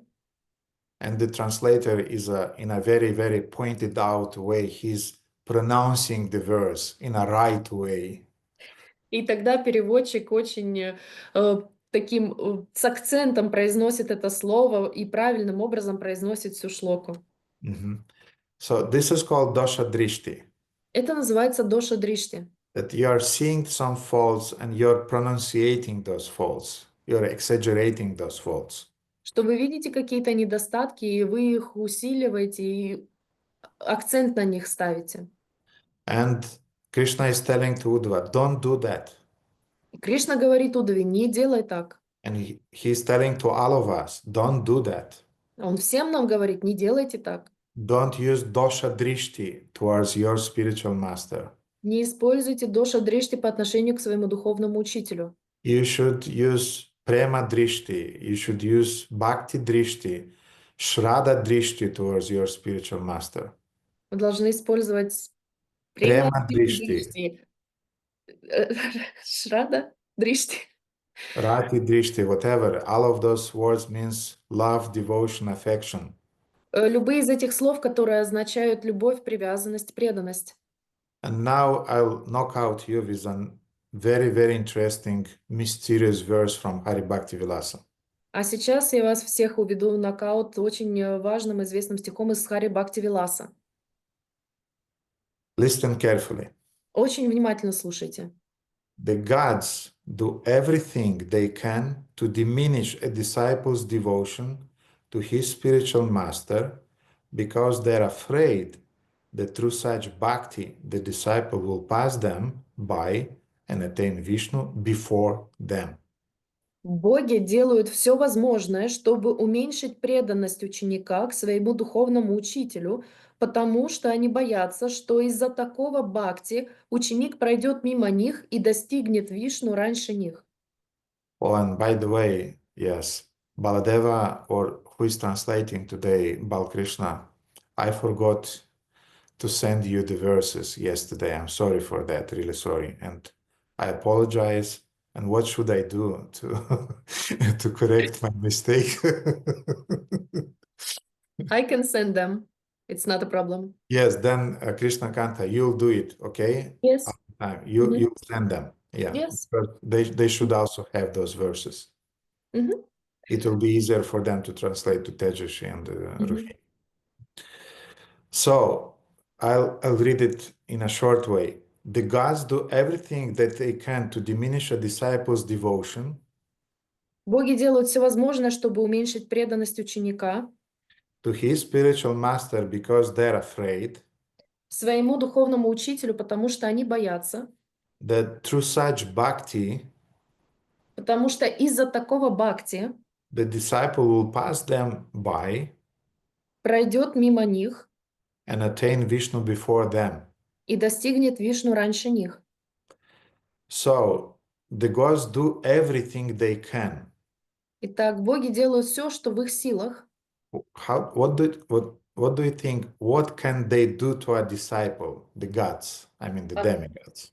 А как вы думаете, на что способны боги, я говорю о полубогах, на что они способны, как они способны влиять на ученика?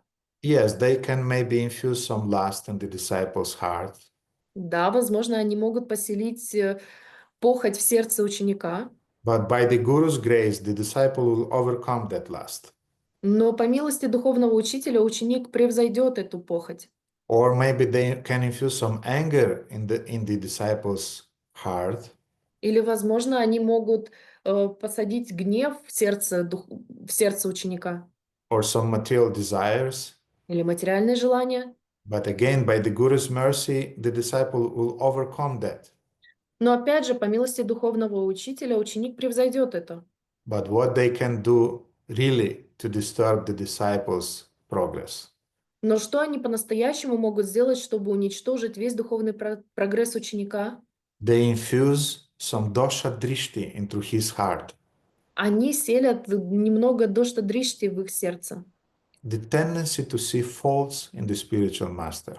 Склонность видеть недостатки в духовном учителе. And these faults, this tendency to see faults is just corrupting and destroying the face of a disciple in his guru. И эти недостатки, эта склонность видеть недостатки, она просто занимает сердце ученика, и она уничтожает веру в своего духовного учителя. And when the disciple doesn't have faith in his spiritual master, the whole process is corrupted, the whole process is destroyed. И когда у ученика нет веры в своего духовного учителя, тогда разрушается весь процесс. So, therefore, Narada Muni is warning us in Srimad Bhagavatam. И поэтому Нарада Муни предупреждает нас в Шримад Бхагаватам. In Canto 7, В 7 главе, 15:26. 15:26. This is another very important verse from Srimad Bhagavatam on Guru Tattva. Это еще один очень важный стих из Шримад Бхагаватам по поводу Гуру Татвы. All the disciples should know this verse Всем ученикам нужно знать этот стих, if they really want to become disciple. если они по-настоящему хотят стать учениками. So first one was Acharya Mam Vigyaniyan, То есть первое был вот этот стих, and now another verse, very important. а теперь еще один стих очень важный. Yasya Sakshat Bhagavati Gyana Dipe Pradagurau Martyasya Di Shutantasya Shaucham Kunjara Shauchavat. O King, the spiritual master, the giver of transcendental knowledge, is the Supreme Lord Himself. О, король, духовного учителя следует считать самим Верховным Господом. Кришнаканта слово «king» переводится как «о царь». Царь. His manifest form of Prakasha Vigraha. So he's the Supreme Lord, the manifest form Prakasha Vigraha. Он является проявленной формой, его проявленной формой Пракаша Виграха. Let me find the BBT translation, because this is a translation by one of Srila Prabhupada's God brothers. Мне нужно найти перевод BBT, потому что это перевод одного из духовных братьев Шрилы Прабхупады.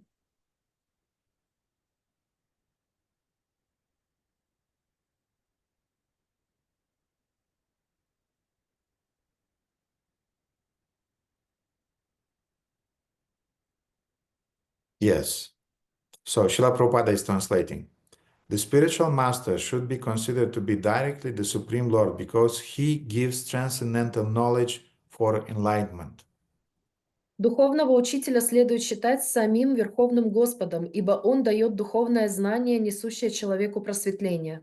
Consequently, for one who maintains the material conception that the spiritual master is an ordinary human being, everything is frustrated. Поэтому того, кто смотрит на духовного учителя с материальной точки зрения и считает его простым смертным, ожидает полное разочарование. His enlightenment and his Vedic studies and knowledge are like bathing of an elephant. Все его попытки постичь Веды и обрести просветление подобны купанию слона. Bathing of an elephant means that if you consider your guru an ordinary mortal man,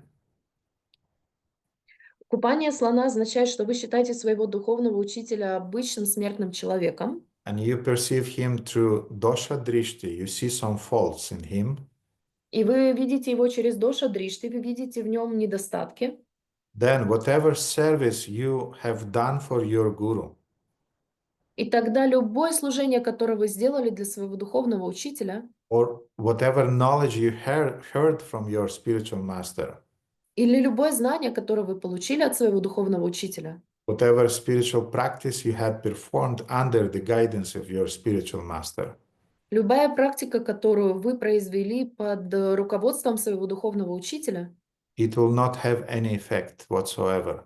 не будет иметь совершенно никакого эффекта. So these are the consequences of dosha drishti, of just perceiving some faults on the material platform in your spiritual master. Таковы последствия доша дришти, видеть недостатки, основываясь на материальной платформе своего восприятия.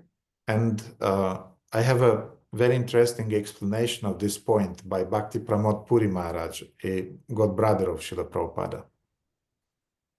И у меня есть стих от Бхакти Прамод Пури Госвами Махараджа, духовного брата Шрилы Прабхупады. Павел, это стих из Шримад Бхагаватам 7, 15, 26. So Pavel was asking which verse is that? Yes, 7, 15, 26, that's the verse. But now let's remember Guru Mukha Padma Vakya Chiteti Koriya Aikya verse from Guru Vandana that we are singing daily.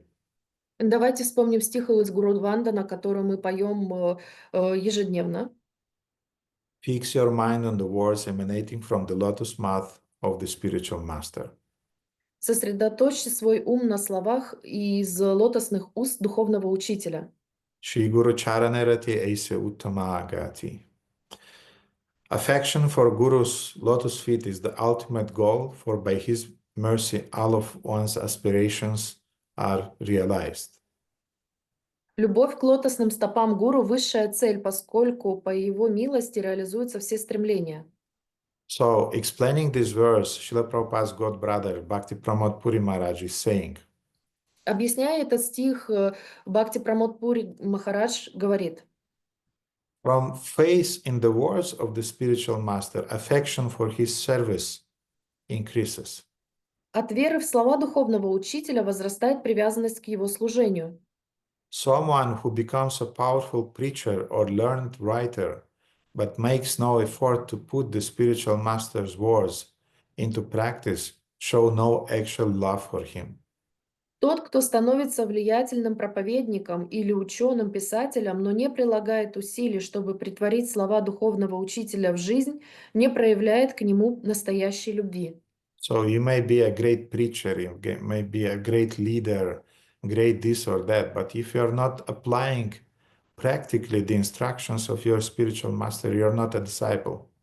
То есть вы можете быть великим проповедником, ученым-писателем или кем угодно, но если вы не претворяете в жизнь слова своего духовного учителя, то вы не проявляете к нему настоящей любви.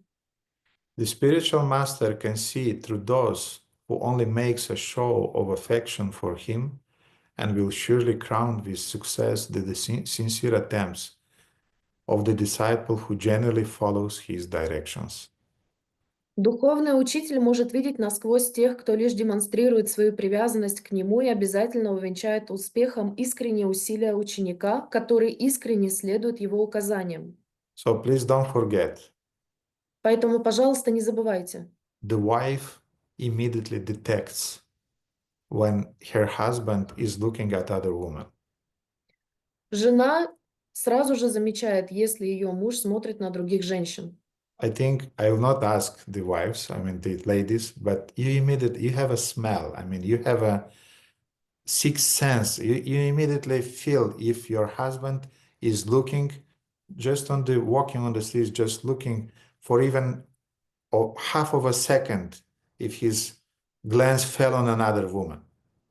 Я не буду сейчас спрашивать женщин, матаджи, но вы знаете, что вы чувствуете, у вас есть это шестое чувство, этот особый нюх, который помогает вам понять, что ваш муж перевел взгляд на какую-то другую женщину. Даже если вы идете с ним по улице, и его взгляд всего лишь на долю секунды задержался на ком-то другом, вы точно знаете, что это произошло.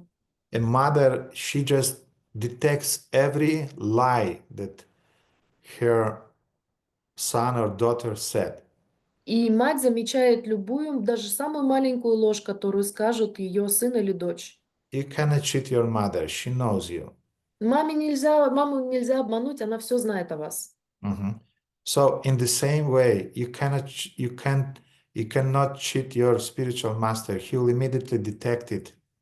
И точно так же вы не можете обмануть своего духовного учителя, он сразу же это почувствует.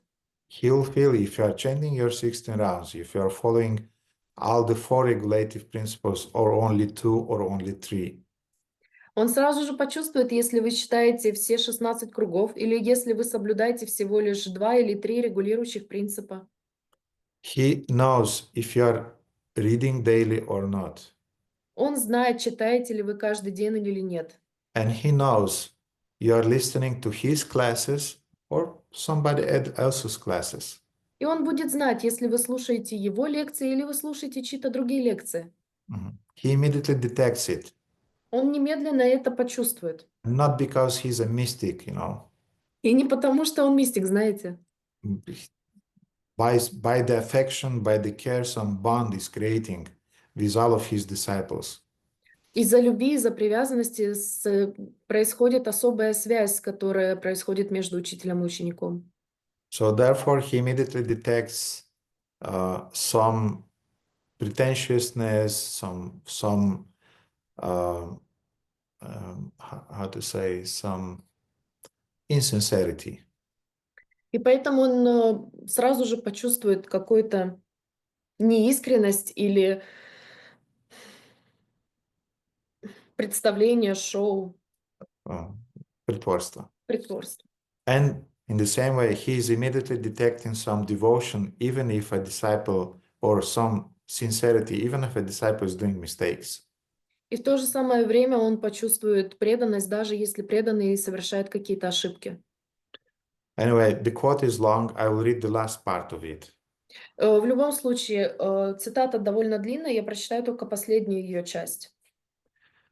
If we make no effort to seek out the blessings of the spiritual master, we may worship the Lord for millions of lifetimes without his ever becoming satisfied with us. Если мы не будем прилагать усилий в поисках благословений духовного учителя, мы можем поклоняться Господу миллионы жизней, и Он никогда не будет удовлетворен нами. So, it's an interesting point. Это очень интересная мысль. You can offend the Lord, Вы можете оскорбить Господа, but the spiritual master can save you. но духовный учитель может вас спасти. You can offend the spiritual master, Вы можете оскорбить духовного учителя, but the Lord will not be able to save you. но Господь не сможет вас спасти. And in this case of Devananda Pandit, he offended the Lord. И в этом случае, в случае Девананда Пандита, он оскорбил самого Господа. The Lord could not help him. И Господь не мог ему помочь. In the same way, again, don't forget, the spiritual master can save you from material desires, but he will not be able to save you from dosha drishti, from fault finding in him. Поэтому помните, что духовный учитель может спасти вас от материальных привязанностей и желаний, но он не сможет спасти вас от доша-дришти, от поиска этих недостатков в нем. Mhm. He'll be helpless, Он будет беспомощен, and the Lord will be helpless. и Господь не сможет вам помочь. It's your choice to see Это faults or to see Him, to perceive Him via the eyes of love. Это ваш выбор, искать в нем недостатки или видеть его глазами любви. And the same thing about other devotees. То же самое про других преданных. To see, perceive devotees through dosha drishti, through faults, or through love. Видеть преданных через доша-дришти или смотреть на преданных глазами любви. So the only thing that saved Devananda Pandita and made him an eternal associate of Lord Chaitanya Единственная вещь, которая спасла Девананду Пандита и сделала его вечным спутником Господа Чайтаньи, was that Vakreshwar Pandit showered his mercy upon Devananda. была в том, что Вакешвара Пандит пролил на него свою бесконечную милость. So even the Lord could not change the heart of Devananda, but Vakreshwar Pandit, his devotee, could do it. Даже Господь не смог очистить сердце Девананды, но Вакешвара Пандит, преданный, смог это сделать. Sometimes the spiritual master can be angry at us, Иногда духовный учитель может быть зол на нас and he may ignore us. и может нас игнорировать. But if you are able to please his senior disciples, Но если вы будете в состоянии удовлетворить его старших преданных, учеников, you still have a chance. у вас все еще есть шанс. Because if they will be affectionate to you, his heart will also melt. Потому что если они будут проявлять к вам любовь и привязанность, его сердце точно так же растает.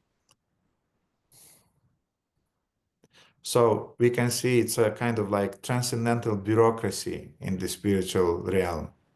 Поэтому можем видеть это как своеобразную трансцендентную бюрократию в духовном мире. You have to have connections. Вам нужно иметь связи. So somehow Devananda accepted the authority of Vakreshwar Pandit. Так каким-то образом Девананда принял авторитет Вакешвара Пандита. He started to serve Vakreshwar Pandit, Он стал служить Вакешвара Пандиту. and some mysterious thing happened. И произошло что-то мистическое. In his heart, faith in Lord Chaitanya appeared. В его сердце появилась вера в Господа Чайтанью. And Chaitanya Bhagavata describes that point in the following way. И читание Бхагавата описывает эту мысль следующим образом. Tatha piha gaura chandre nahila vishwas, Vakreshwara prasade sei, kubudhi vinash. In the beginning, Devananda had no faith in Gaurachandra. Вначале Девананда не имел веры в Гаурачандру. That sinful mentality was destroyed by the mercy of Vakreshwara Pandit. Это греховное умонастроение было разрушено по милости Вакешвары Пандита. Vakreshwara prasade say, kubudhi vinash. Vakreshwara prasad, by the mercy of Vakreshwara, То есть Вакешвара Прасад по милости Вакешвары. kubudhi vinash. Kubudhi means bad intelligence. This stupid intelligence vinash was destroyed. Плохой ум, плохое умонастроение было разрушено. Then the next verses. Krishna seva haite o Vaishnava seva bada, Bhagavata adi sabha shastri kaila dada. The service of Vaishnavas is superior to the service of Krishna. Служение Вайшнавам превыше служения Кришны. You hear it, dear devotees? Вы слышали это, дорогие преданные? Service to Vaishnavas is higher than service to Krishna. Служение Вайшнавам превыше служения Кришне. All scriptures headed by Srimad Bhagavatam confirms it. Это подтверждают все священные писания во главе со Шримад Бхагаватом. And then we have another very, very beautiful verse. И затем у нас есть еще один очень-очень красивый стих. If somebody will remind me, then I'll send these 3 verses today, because this is the main takeaway from today's class. I'll send them to Japa Puja Srimad Bhagavatam together chat, okay? Shyamasundara, you'll remind me, okay? So the last verse is saying, Siddhir bhavati vaniti samsayachyuta sevinam nishama shayastu dat bhakta paricharya ratatmanam. There may be a doubt whether the servants of the Supreme Personality of Godhead will attain perfection. Можно сомневаться в том, что достигнут ли совершенства слуги Верховной Личности Бога. So maybe they'll attain, maybe not. Maybe they'll go back home, back to Godhead, maybe not. То есть, может, они достигнут совершенства, может, нет. Может, они пойдут обратно домой, обратно к Богу, может быть, и нет. But there is absolutely no doubt that those who are attached to serving Lord Hari's devotees will attain perfection. Но нет абсолютно никаких сомнений в том, что те, кто привязан к служению преданным Господа, достигнут совершенства. So who are those devotees that these verses is speaking about? А кто эти преданные, о которых говорится в этом стихе? Please look into your Zoom now Посмотрите в свой Zoom сейчас and don't look at your picture, и не на себя смотрите. but look nearby. Посмотрите вокруг. For example, I see Premalata, Например, я вижу Прималату, I see Sergey, I see Radhakanta, Valentina, Сергей, Радаканта, Валентина, Elena, Елена, Rohini, Рахини, Megambari, Мегамбари, Andrei, Dinabandhu, Chandramala, Krishnakanta, Nila Madhava, Anya and Radha Govinda, I see Elena, Kumar, I see Victor, I see Pavel, Tejas, Shri Vishwapalaka, Shyamasundara, Karunarasa, Ivan. Then I see, who else is there? And other devotees whose cameras are turned off because they're doing their duty, they're on the job, no problem. И также других преданных я вижу, у которых сейчас выключены камеры, они находятся на выполнении своих обязанностей. So when we hear that we should serve devotees, Поэтому, когда мы слышим, что мы должны служить преданным, we are not talking about devotees somewhere, you know. мы не говорим о преданных, которые находятся где-то там. No, look around, those devotees you should serve. Нет, вот посмотрите вокруг, голову поверните, вот этим преданным вы должны служить. Those devotees that you are seeing on your Zoom now. Вот те преданные, которых вы сейчас в зуме видите. Those Vaishnavas you should serve. Этим вайшнавам вы должны служить. And if you'll try to serve Krishna, maybe yes, maybe not, you'll attain perfection. А если вы будете стараться служить Кришне, может быть, да, может быть и нет, вы достигнете совершенства. But if you'll serve Dinabandhu, Prabhu, Chandramala, Mataji, Megambari, Mataji, Pavel, Victor, Elena, Radha Govinda, Nila Madhava, for sure you'll attain perfection. Но если вы будете служить тем преданным, которые вы видите здесь перед собой, то вы точно достигнете совершенства. So, as the result of Vakreshwara Prabhu's mercy, the heart of Devananda Pandit got completely changed. Итак, по милости Вакешвара Пандита, сердце Девананда Пандита было полностью очищено. And later, Lord Chaitanya, when already after taking sannyas, he again came to Navadvip. И когда Господь Чайтанья уже после принятия саньяса снова приехал в Навадвип, And he stopped in Kulia, where he was excusing and forgiving different offenders. и он остановился для того, чтобы простить людей, которые его оскорбляли и обижали. Нет, он остановился в Кулие и проявил лилу прощения различных оскорбителей. For example, in Kulia there was another offender, famous offender by the name Gopal Chapal, who also offended Srivas Thakur previously. Например, в Кулии был один из обидчиков, Гопал Чапал, который точно так же обидел кого? Srivas Thakura. Шивастакура.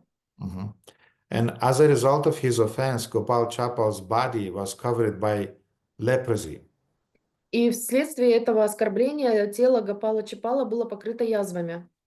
And one time, long before that, Gopal Chapal, he addressed the Lord and asked him for forgiveness. И в тот день, в тот момент он попросил у Господа о прощении. Нет, не в тот день, это еще раньше, давно, до этого. And he said that my body is covered with leprosy and I'm suffering like in hell. Please, can you give me forgiveness and do something to help me recover my health?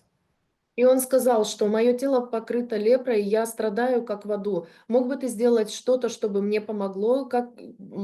Прости меня. Now, please understand, Lord Chaitanya is really Mahavadanya Avatara. Итак, мы должны понять, что Господь Чайтанья является Махаваданья аватаром. He is the savior of the fallen souls, Он является спасителем падших душ. with one exception. С одним исключением. He is not saving those who are offending his devotees. Он не прощает тех, кто оскорбляет его преданных. Therefore, he told to Gopal Chapal Поэтому он сказал Гопалу Чапалу: that, hey, Gopal, you know, Гопал, ты знаешь, this is just the introduction for your future millions of lifetimes of hellish sufferings. это всего лишь начало твоих многомиллионных страданий в других жизнях. Yamaraja is already preparing a place for you in hell. Ямараджа уже готовит тебе место в аду. So you even did not started to suffer. Ты даже еще не начал страдать. But meanwhile, the fingers and the nose of Gopal Chapal, everything was melting, was rotting. А тем временем нос, пальцы, конечности Гопала Чапала, они просто таяли на глазах. So therefore, Lord Chaitanya said, get out of here, I don't want to see you. Поэтому Господь Чайтанья сказал: убирайся отсюда, я не хочу тебя видеть. Some years passed, Lord Chaitanya came again as a sannyasi to Kulia. Прошло несколько лет, пришел снова Господь Чайтанья в Кулию, как саньяси, And Gopal again approached the Lord. и Гопал снова приблизился к Господу, And he again asked humbly for forgiveness. и он снова смиренно попросил о прощении. And you can imagine at that time his body was almost completely rotten by leprosy. И вы можете представить, что в то время его тело уже было практически уничтожено лепрой. And this time Lord Chaitanya told him, И в этот раз Господь Чайтанья сказал ему: you want forgiveness? ты хочешь прощения? Go to Shivas and beg forgiveness from him because you offended him. Иди к Шивасу Такуру и проси у него прощения, потому что ты его оскорбил. And as a result, Gopal was forgiven and he even received love of God. И в результате Гопал был прощен, и он даже получил любовь Господа. And then another offender also approached Lord Chaitanya. И тогда еще один оскорбитель приблизился к Господу Чайтанье. And he said that when you are living in Navadvip before accepting sannyas, I did not understood your divinity. Когда ты уезжал в прошлый раз из Навадвипа, перед тем, как ты пришел сюда как саньяси, я не осознавал твою божественность. And also I was offending with my mouth, I was offending other Vaishnavas. И также своим ртом я оскорблял других вайшнавов. Please tell me, what shall I do now? Пожалуйста, скажи мне, что мне теперь делать? How can I rectify my offenses towards you and towards other Vaishnavas? Как я могу искупить свои оскорбления по отношению к тебе и по отношению к другим вайшнавам? And Lord Chaitanya said something very, very important for all of us. И Господь Чайтанья сказал что-то очень-очень важное для всех нас. With the same mouth that you are drinking poison, with the same mouth you should now start drinking nectar. Тем же самым ртом, которым ты когда-то испил яд, ты должен начать принимать нектар. In other words, with the same mouth that you're blaspheming, criticizing, offending devotees before, you should start glorifying devotees now. Тем же ртом, которым вы оскорбляете, критикуете, осуждаете преданных, тем же самым ртом вы должны сейчас восхвалять преданных. If you'll glorify devotees, your offenses will be nullified. И если вы будете восхвалять преданных, ваши оскорбления сведутся к нулю. But you should not just glorify devotees. Но вы должны не просто хвалить преданных. You should apologize before them if you offended them ever. Вы должны перед ними извиниться, если вы когда-то нанесли им оскорбление. You should admit your faults. Вы должны принять свою вину. And you should ask them what should you do to correct the offenses and the pain that you gave them. И вы должны спросить, как вы можете, что вы можете сделать для того, чтобы уменьшить боль, которую вы им причинили своим оскорблением. So anyway, when devotees of Lord Chaitanya heard this explanation that with the same mouse that you drank poison now drink nectar, they exclaimed, Jai, Jai, they were glorifying Lord Chaitanya. They were very happy to hear this instruction. И в любом случае, когда оскорбители поняли наставление Господа Чайтаньи, который сказал, что тем же самым ртом, которым вы раньше принимали яд, вы теперь должны пить нектар, они просто закричали «Джай, Джай». So the atmosphere was very joyful. Атмосфера стала очень благотворной. And Devananda Pandit approached Lord Chaitanya. И Девананда Пандит подошел к Господу Чайтанье. And he was thinking that I was criticizing the Lord, I offended Shivas Thakur, what would happen with me now? Я оскорблял самого Господа, я оскорбил Шивастакура, что теперь со мной будет? He felt very, very repentant inside. Он был очень-очень подавлен внутри. And Lord Chaitanya is the manifestation of Chaitya Guru, of Paramatma. He immediately felt what Devananda is feeling inside. И Господь Чайтанья, как проявление Парамгуру, он сразу же почувствовал те чувства, которые испытывал Девананда, Проявление Chaitya Guru. Чайтя Гуру. And he told to Devananda И он сказал Девананде, that, O Devananda, you have served, you have worshipped, and you have pleased Vakreshwar Pandit. Therefore, now don't be shy. Now my heart is open to you. You can come to me, and I'm accepting you. Тогда он сказал, дорогой Девананда, ты служил, помогал, поклонялся Вакешвара Пандиту, и поэтому теперь я с открытым сердцем принимаю тебя. And Lord Chaitanya started to glorify Vakreshwara Pandit. И Господь Чайтанья стал восхвалять Вакешвара Пандита. That Vakreshwar's heart is so pure that Krishna himself is living in his heart. Что его сердце настолько чисто, что там обитает сам Кришна. Therefore, wherever Vakreshwar Pandit is walking, all the holy places are manifested in those places. Поэтому куда бы ни ступала нога Вакешвара Пандита, то место становится священным. And because you served Vakreshwar Pandit, your heart become purified. И потому что ты служил Вакешвара Пандиту, твое сердце очистилось. And that's the reason today you're receiving Krishna's mercy. И это причина, по которой сегодня ты получаешь милость Кришны. So that's how Devananda Pandit was forgiven. И это именно то, как Девананда Пандит был прощен. That's how Devananda Pandit attained perfection in his spiritual life. И таким образом Девананда Пандит достиг совершенства в своей духовной жизни. So, I have a quote from Srila Prabhupada. I want to read it just to nail everything I said today. У меня есть цитата Шрилы Прабхупады, я хочу ее прочитать для того, чтобы закрепить все то, что мы сегодня с вами обсудили. And then maybe you'll have some questions and we'll discuss them. А возможно, потом у вас есть какие-то вопросы, которые мы с вами обсудим.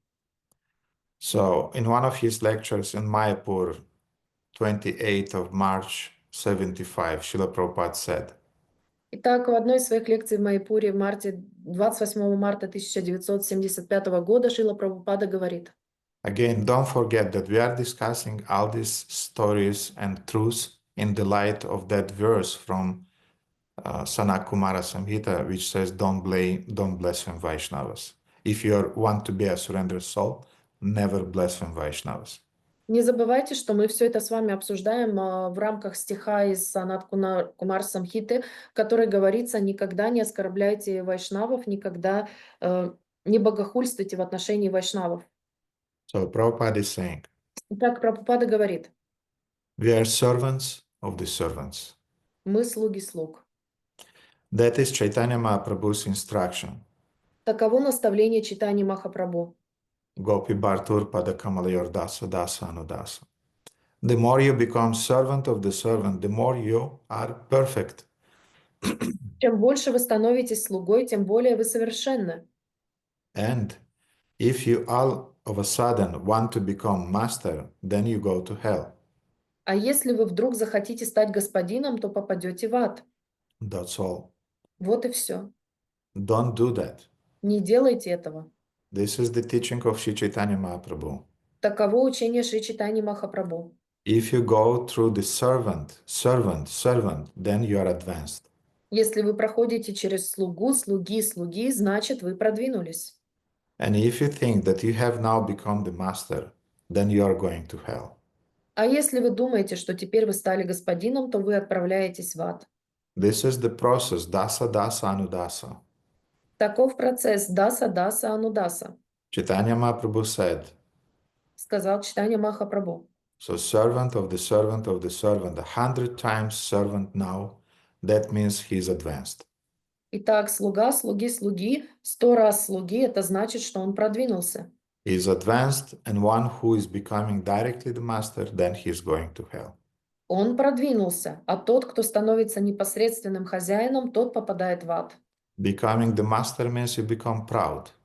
Стать хозяином означает стать гордым. But if you remain humble, you'll never criticize devotees. Но если вы остаетесь смиренным, вы никогда не будете критиковать преданных. You'll always glorify them. Вы всегда будете их восхвалять.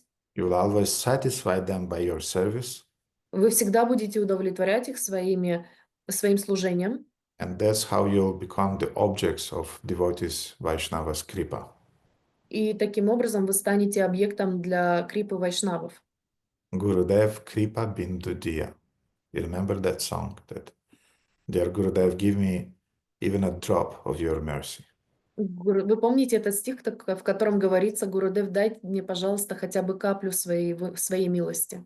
That bindu, that drop will be enough to irradiate all of our karma, all of our material desires, all of our anarthas, and to attain love of God. И этой капли милости будет достаточно для того, чтобы превзойти все наши материальные привязанности, все наши анартхи и постичь высшую любовь Бога. So thank you very much, dear devotees, for your attention. If you have some questions, let's discuss them. Поэтому спасибо вам большое за внимание, дорогие преданные. Если у вас есть какие-то вопросы, давайте их обсудим. Krishna Kanta has a question, please. Yes, I have a question of, I mean, for me, Vaishnava Aparadha became from the very first day in Krishna consciousness. Even if I am not manifesting it directly, I still have thoughts. And on one, this small, not bad thought, but maybe it's a fact. This one did something, and it's not a problem.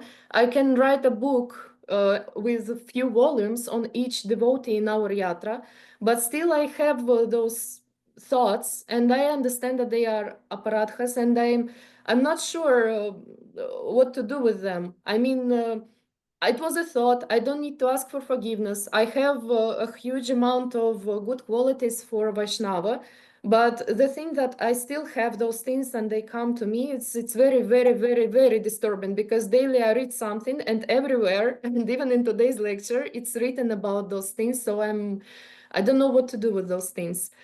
У меня есть проблема с самого начала в сознании Кришны в том, что у меня появляются мысли или критика в отношении преданных, и даже если я могу написать книгу с несколькими томами про каждого преданного в нашей ятре, восхваляя их, все равно эти мысли присутствуют, и я не знаю, что с ними делать, потому что я не должна просить прощения, они не были сказаны вслух, но это все равно они появляются, они все равно есть в моем сознании, и я каждую лекцию, в каждой книге я вижу тот момент, что это совершенно неблаготворно иметь такие даже мысли в отношении преданных, и я не понимаю, что с этим делать. We are blessed in Kali Yuga because by Lord's mercy in Kali Yuga we don't receive reactions for our accidental thoughts. Мы благословлены в Кали-югу, потому что нам не приходят кармические реакции за наши случайные мысли. Or for accidental critics inside of our minds. Или за случайную критику, которая появляется в наших умах. But Но always there is a but. Но всегда есть одно но. If you start to nourish those thoughts that came to your brain, came to your mind, and you start to nourish them and cultivate them, Но если вы начнете питать и поддерживать эти мысли, которые случайно приходят к вам на ум, then those thoughts will manifest exteriorly in the form of words and actions. то эти в определенный момент эти мысли проявятся через слова и действия. Therefore, you should block those thoughts. You should control the mind, and you should block those thoughts in the form of accidental thoughts. Поэтому такие мысли нужно блокировать в самом начале, когда они появляются, и не подпитывать их. And there is a principle spoken by Patanjali Muni in his Yoga Sutra. И есть принцип, который описан Патаджали Муни в Йога-сутре. Vitarka bandhana pratipaksha bhavana. Vitarka bandhana means that we are bound by our vitarka, by our bad thoughts. Мы связаны нашей видаркой, нашими плохими мыслями. Bad thoughts leads to bad actions and to karma and to sufferings. А плохие мысли ведут к неправильным действиям, карме и страданиям. What should be done? Что нужно делать? Pratipaksha bhavana. Do the opposite. Делать противоположное. And I want to tell you that I know that it sounds a little bit artificial. Я знаю, что вы можете сказать, что это звучит немного искусственно. You can see a devotee, Вы можете увидеть преданного, a lady or a man, мужчину или женщину, who is just perfectly created by Lord Brahma to derange your nervous system. который идеальным образом был создан Господом Брахмой для того, чтобы играть на ваших нервах. And he or she is doing it perfectly. И он или она делают это идеальным образом. And everything she does, everything he says, everything is just disturbing you. И все, что бы он или она не сказали, не сделали, все это вас триггерит и задевает. And if in spite of that, Если, несмотря на это, you just mechanically will start thinking вы начнете механически думать, that she is or he is a devotee, что он или она являются преданным, he or she is way, way, way better than any karmi in the material world, он или она лучше, во много-много раз лучше, чем любой карме в материальном мире, and his heart or her heart already to some degree belongs to Krishna, и что его или ее сердце в какой-то полной степени принадлежит Кришне. and there are things that I can learn from this devotee. И есть вещи, которые я могу выучить от этой преданной. There are things that I can admire in this devotee. Есть вещи, которые я могу, которые мне могут нравиться в этом преданном. And things that he can teach me. И вещи, которыми он может меня научить. So this is called pratipaksha bhavana. It means changing the thought pattern, mechanically changing it. То есть это означает менять механически свои мысли, свои мысли. It sounds artificially Звучит искусственно and looks artificial. и выглядит искусственно. But by doing that and by exercising and doing that all the time when these critic thoughts are coming to your mind, Но практикуя это каждый раз, когда приходят такие мысли на ваш ум, you'll see that in time you'll appreciate devotees around you. вы увидите, что со временем вы начали ценить преданных, находящихся вокруг вас. And you'll detect real wonderful qualities in their character. И вы увидите много замечательных качеств в их характере. I can speak much more on that, Krishna Kanta, but I think you understood the idea. Я могу много говорить на эту тему, но я думаю, Кришна Канта, ты поняла основную мысль. Another thing to overcome that tendency. И еще одна вещь, чтобы избежать этой тенденции, наклонности. Speak about this tendency with your counselor. Говори об этой склонности со своим наставником. speak about it constantly. I mean, you should really tell your counselor that it's still happening in my mind, I'm working on it, and just get help from your counselor who will infuse you with the energy and faith in the devotees to overcome it. И просто говори как можно чаще и больше со своим наставником о таких моментах, чтобы через речь это проявлялось, и вы могли вместе решить и перенаправить эти мысли. Because when you are starting describing that I don't like that devotee because I don't like the form of his nose, Потому что если вы начинаете описывать, что мне не нравится этот преданный из-за того, что у него неправильная форма носа, it already sounds silly and you feel foolish already by just speaking the words, you know. когда вы начинаете произносить это вслух, это звучит глупо, потому что вы только что это произнесли и сами услышали эту глупость. And the kind attitude of your counselor will help you overcome it. И дружелюбное отношение твоего наставника поможет тебе преодолеть эти вещи. Another thing, you should study always Vaishnava Tattva. И еще одно, всегда нужно изучать Вайшнава Таттву. And you should hear about the danger of offenses and critique and blasphemy. Ты должна понимать тяжесть критики и осуждения преданных. And today's lecture was meant to create this awareness in the hearts of devotees. И сегодняшняя лекция имела собой смысл поместить вот эту вот внимательность у преданных в сердце по отношению к этой важной теме. And the last thing you can do, И последнее, что ты можешь делать, you just get in touch with Shama Sundara ты можешь обратиться к Шьяма Сундаре and Karuna Rasa и Каруна Расе and make an appointment with them. и сделать с ними, назначить встречу. You will take some books. Возьмешь несколько книг, You will go in the downtown on Tineretului пойдешь на Тинеретулы в город, for 3-4 hours, just distribute books there. 3-4 часа пораспространяй там книги. You'll come back Ты вернешься, and you'll want to embrace every devotee, even those that you are hating in your mind. и тебе захочется обнять всех преданных, которых ты знаешь, даже тех, которых ты в своем уме ненавидишь. Why? Because you immediately will see the difference between them and the karmis on the street.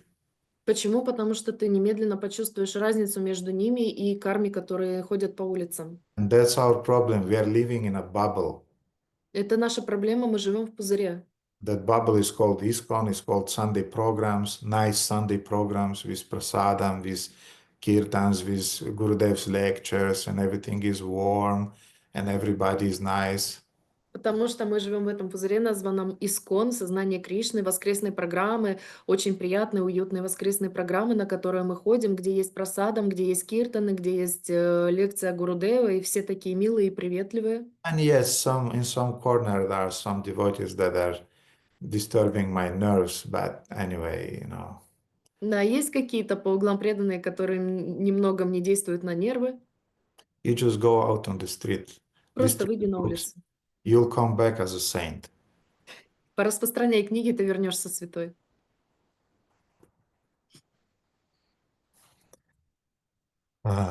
Окей. Валентина, я видел, что вы поднимали руку.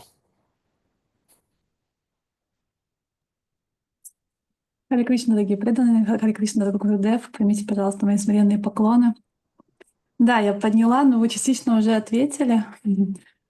Мой вопрос был, вот, если я правильно записала, если я не критикую преданных, но и не радуюсь, когда вижу их, то это тонкое проявление зависти, да? Правильно? Я поняла. А зависть приводит к оскорблению. И вот я заметила, что я не всем рада. То есть есть кому-то я очень рада, есть кому-то просто ровно все, кому-то, скажем, даже только общаюсь, если нужно. И вот как вообще радость вот в себе развить? Можно ли вообще это? И как это сделать? Ну вот частично на Санкиртану сходить, правильно? Если я поняла. Но я, по-моему, не готова, чтобы это уже делать. Такой вопрос. So the question is about envy, practically, that if you are, even if you don't criticize and blaspheme the devotees, but you still are not happy when you see a devotee, and Mataji is not happy to see some devotees. To some devotees, she is neutral, and she understood that this is a very subtle manifestation of envy, and if so, it may lead to actual actions, as Gurudev mentioned. So what to do with that? But she supposed that it was answered already in a way. Should we just go out on Sankirtana to cure this disease? Going on Sankirtana is universal. This is a very, very fast and very efficient way of getting rid of all of our dirt in our minds. Выход на Санкиртану — это универсальное средство. Оно очищает нас от всего, что есть в нашем грязном уме. But yes, unfortunately, sometimes we don't have enough time to go out on the street. Therefore, what to do in that situation? Но, к сожалению, да, у нас недостаточно времени, чтобы выходить на улицу. Тогда что мы можем делать в такой ситуации? At least sometimes we have to go on the street, but we cannot do it daily, maybe. И иногда хотя бы нам нужно выходить на улицу, но если мы не можем делать это каждый день. Yes, we may be not very happy. I mean, technically, we should be happy by seeing Vaishnavas. То есть технически мы должны радоваться, когда мы видим вайшнавов. And on our level now, На нашем теперешнем уровне, we maybe are not always happy to see Vaishnavas. возможно, мы не всегда рады видеть вайшнавов. But at least you should not be morose when you're seeing Vaishnavas. Но, по крайней мере, не нужно угрюмым быть, когда вы вайшнавов видите. That you saw a devotee coming or you came to a program. Вы видите, что приближается преданный, или вы пришли на программу. And don't throw dirty looks at them. Не бросайте на них грязные взгляды. I'm sure Valentina is not doing that because she's a very, very nice devotee, very educated, very kind-hearted. Я уверен, что Валентина не делает таких вещей, потому что она очень милая, преданная, очень добрая и образованная. But sometimes devotees are coming to the programs and they have these sour faces. Но иногда преданные приходят на программу, у них такие кислые мины. Prabhupada did not like it at all. У Прабхупаде это совсем не нравилось. One time Prabhupada even stopped the kirtan. И один раз Прабхупада даже остановил киртан. Devotees were singing and dancing. Преданные пели, танцевали. And one of them, he obviously had some problem and he stayed with a sour face. И у одного из них была проблема, он стоял с этой кислой миной. Prabhupada stopped the kirtan. Прабхупада остановил киртан. He told him Он сказал ему: that you are looking very morose. Ты выглядишь очень угрюмым. And you are in Maya now. Ты сейчас в мае. And the devotee realized, yes, I'm in Maya now. И преданный понял, да, я нахожусь в мае. So at least don't look with a morose face to other devotees. Поэтому хотя бы не смотрите с кислым лицом на других преданных. You need to cry, go home and cry, no problem. Надо поплакать, сходите домой, поплачьте, никаких проблем. But when you are coming to the gathering of devotees, be happy there. Но когда вы приходите на собрание преданных, будьте там счастливы. Why? Because being happy, you attract the mercy and attention of devotees. Почему? Потому что, будучи счастливым, вы привлекаете милость и привязанность преданных. But if you have a sour and grudgy and a kind of like morose face, Но если у вас угрюмое, подавленное, кислое лицо, devotees just want to avoid you. преданные хотят вас избегать. So this is the idea that yes, at our level, maybe we will not be really happy to see somebody, at least some of them.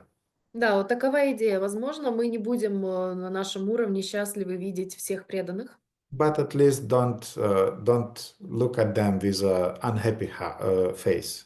Ну, по крайней мере, не смотрите на них с недовольным лицом. And nobody is imposing on you to cooperate and to do something with those devotees that you feel you are not quite psychologically compatible.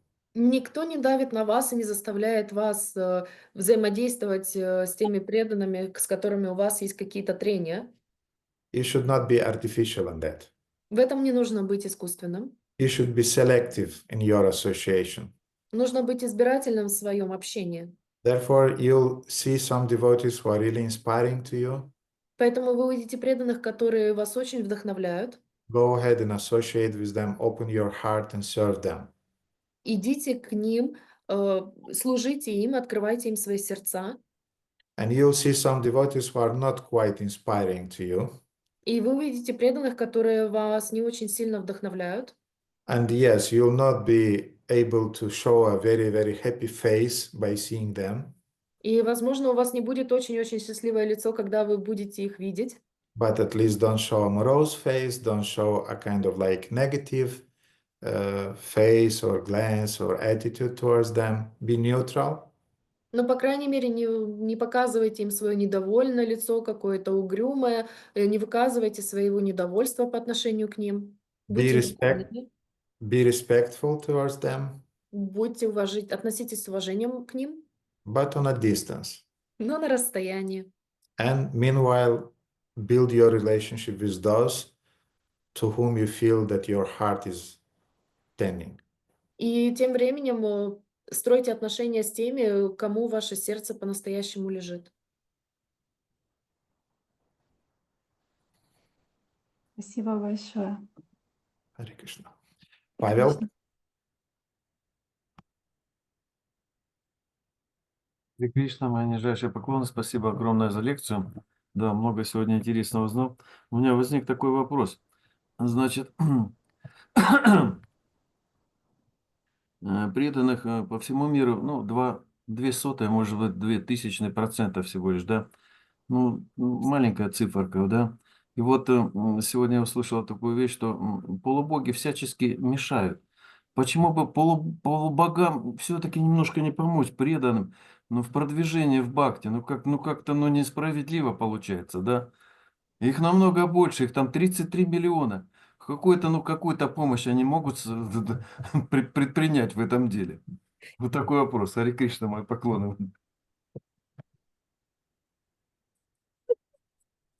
Sorry.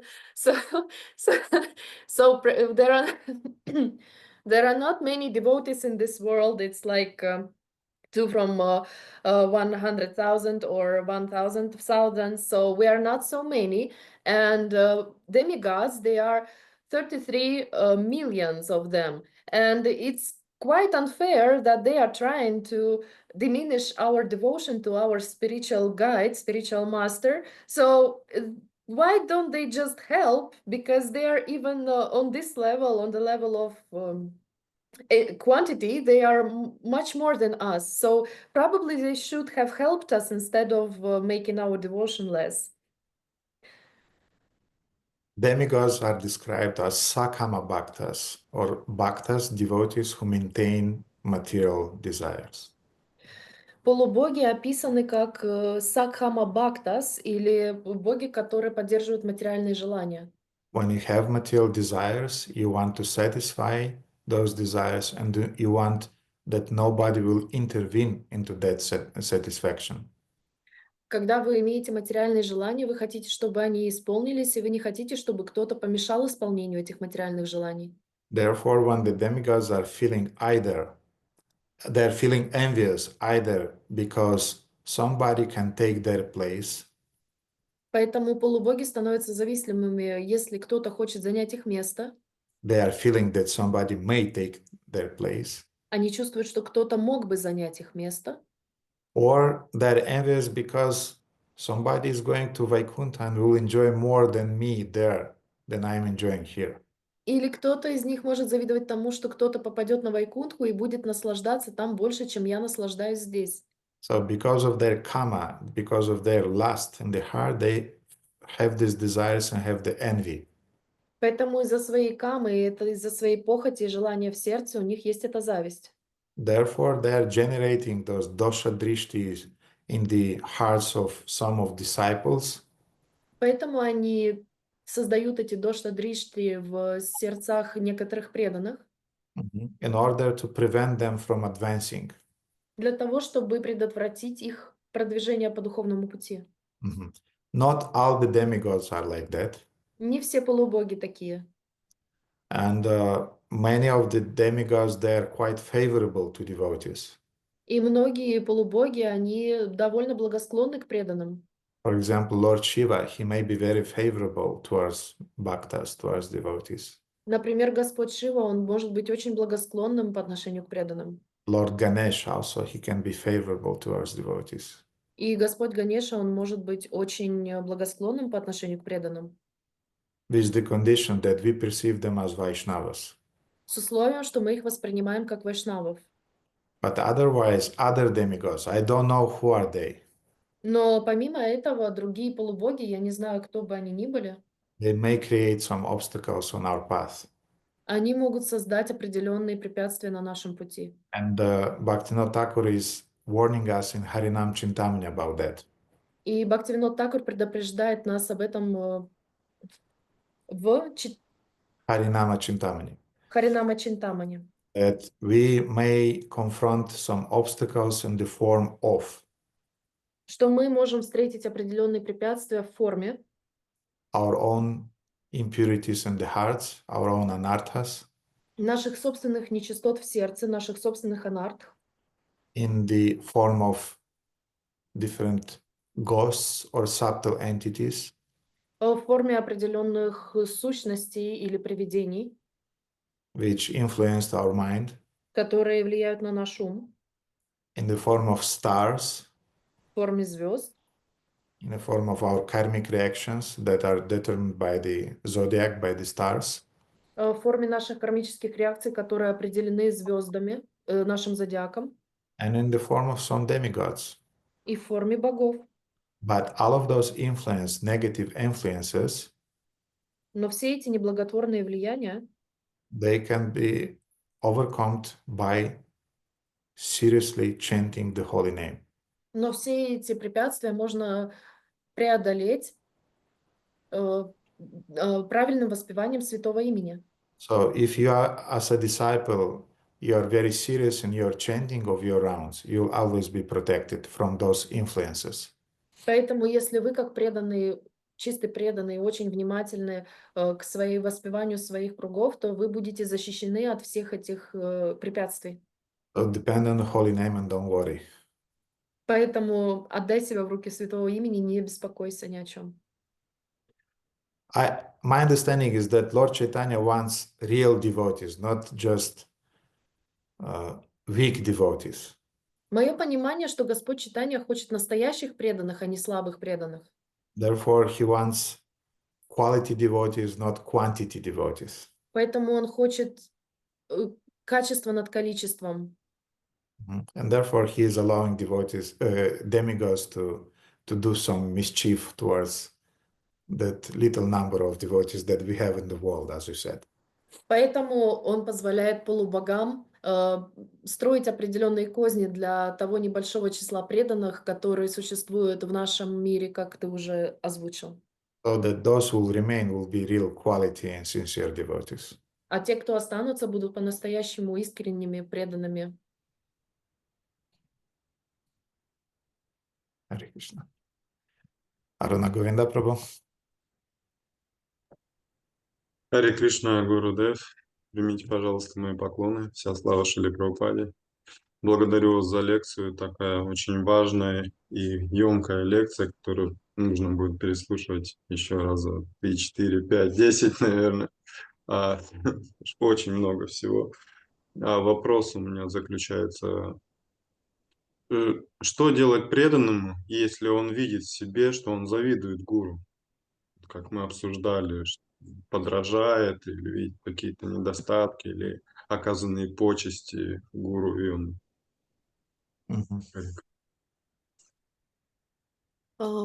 Thank you for the lecture. It was very complex, and I will have to listen to it 3, 4, 5 times to recuperate all the knowledge that you have stored in it. And the question is about devotee who is envious towards his spiritual master, and he's trying to Как там было подражает? imitate. To imitate his gestures or his singing, and he sees all those little flaws in the master and exaggerate them, or his envies towards someone who is glorifying the spiritual master. What should one do to in such situation?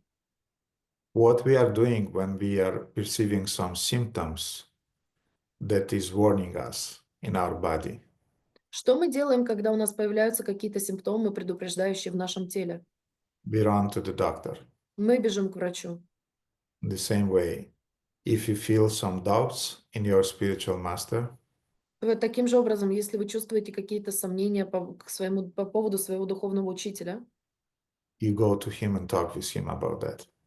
вы идете к нему и говорите с ним напрямую об этом. And if you don't have the possibility to talk with him, И если у вас нет возможности напрямую с ним поговорить, talk with the senior disciples of your spiritual master. поговорите со старшими учениками своего духовного учителя. But you should run to the doctor urgently. Но вам нужно срочно бежать к врачу, срочно. Because yes, sometimes, and not sometimes, but you should understand, we are envious by nature in the material world. Но вы должны понять, что мы завистливы по своей природе в материальном мире.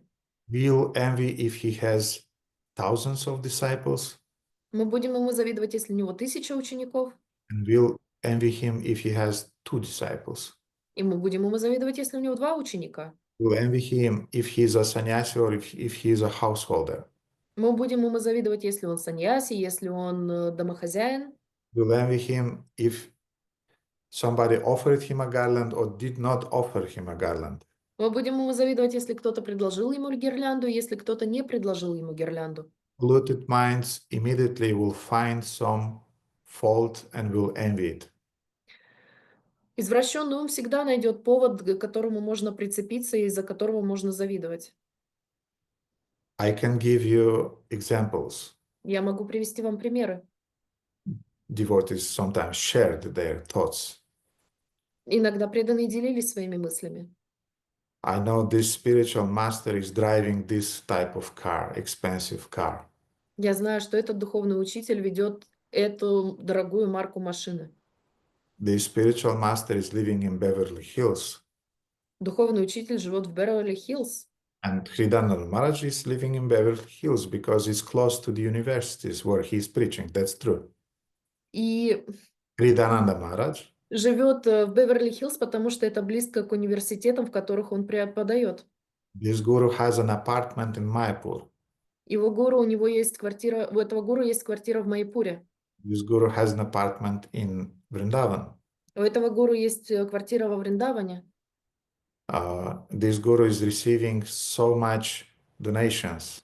А этот гуру получает столько много пожертвований. And this guru doesn't accept disciples anymore. А этот гуру больше не принимает учеников. What kind of preacher is he? Какой же он проповедник тогда? And so on and so on. I mean, the mind, conditioned mind, is so inventive, so creative on the chapter of being envious. То есть я хочу сказать, что материальный ум, ограниченный, обусловленный ум, он настолько креативен в нахождении различных причин, к которым можно прицепиться, чтобы завидовать. But this guru is more associating with his lady disciples. Что этот гуру больше общается со своими ученицами, чем с учениками. Or this guru is always in the midst of the men. Или этот гуру, он всегда общается с мужчинами. You understand what I'm hinting to. Вы понимаете, на что я тут намекаю?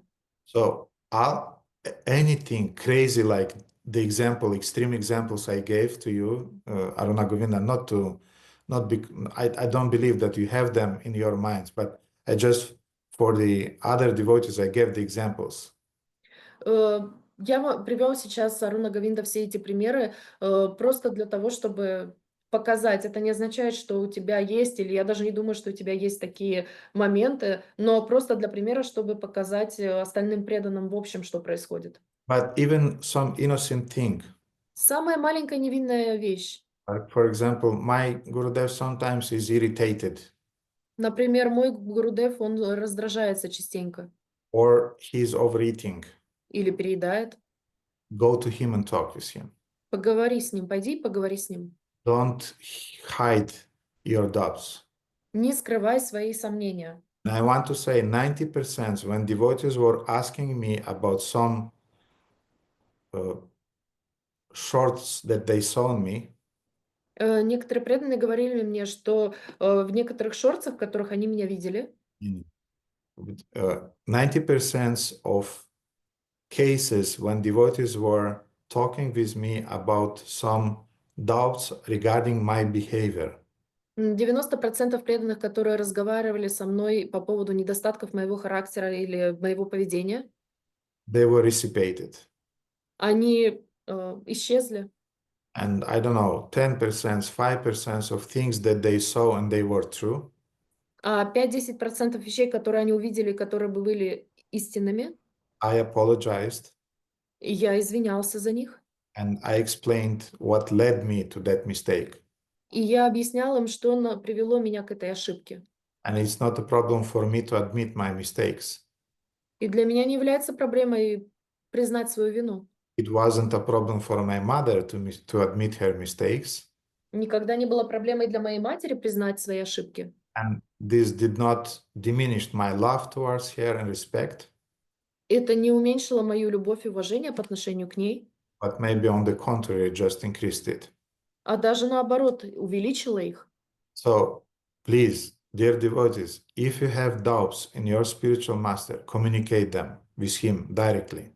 Поэтому, дорогие преданные, если у вас есть сомнения по поводу своего духовного учителя, поговорите с ним напрямую об этом.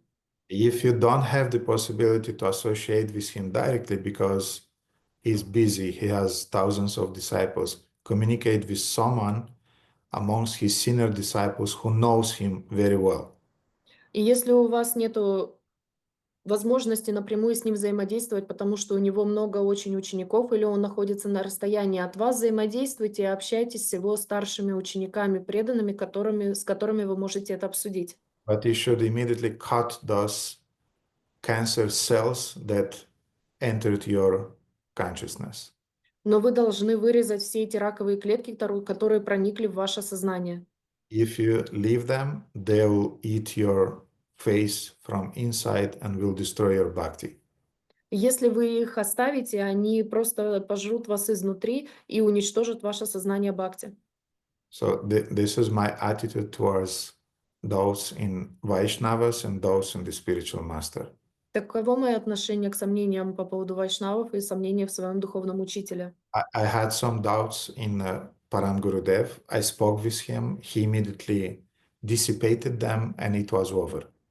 У меня были сомнения в отношении моего духовного учителя. Я поговорил с ним, и все эти сомнения улетучились.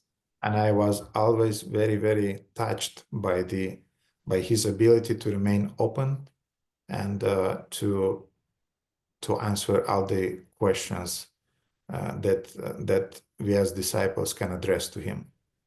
И я всегда был очень тронут его способностью открыто отвечать на любые вопросы и на способность, открытость к обсуждению любых тем, которые мы можем поднять как ученики.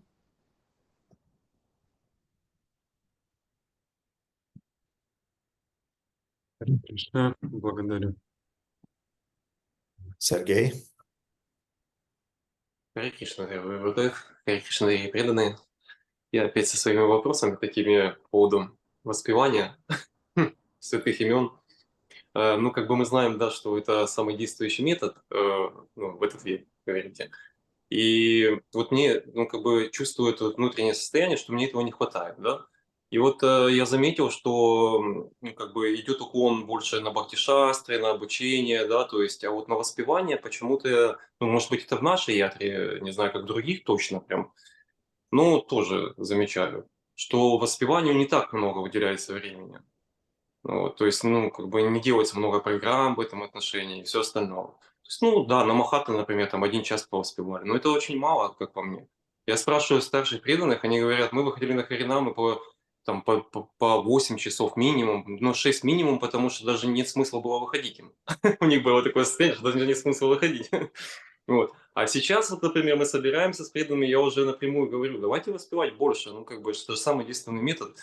Давайте собираться хоть каждый день, мы же хотим общество построить, нам же надо часто встречаться тогда, если мы хотим общество сделать. Ну, не готовы, не готовы ни долго воспевать, ни часто воспевать. И вот что с этим делать, как поступать? То есть мне тогда, получается, я не могу воспевать сам, потому что это Гнисан Киртана получается. Ну, получается, мне тогда либо джапу надо увеличивать, чтобы воспевать больше круги, или вот что вы порекомендуете, что с этим делать? Как воспевать больше, если вот не, ну, как бы непонятно как это сделать? So the question is about the chanting of the holy names. As we all know, it's the most efficient method in Kali Yuga, I suppose. Right now, it's the most efficient method. And in Yatra of Sergei, probably, or in other Yatras as well, he's not sure.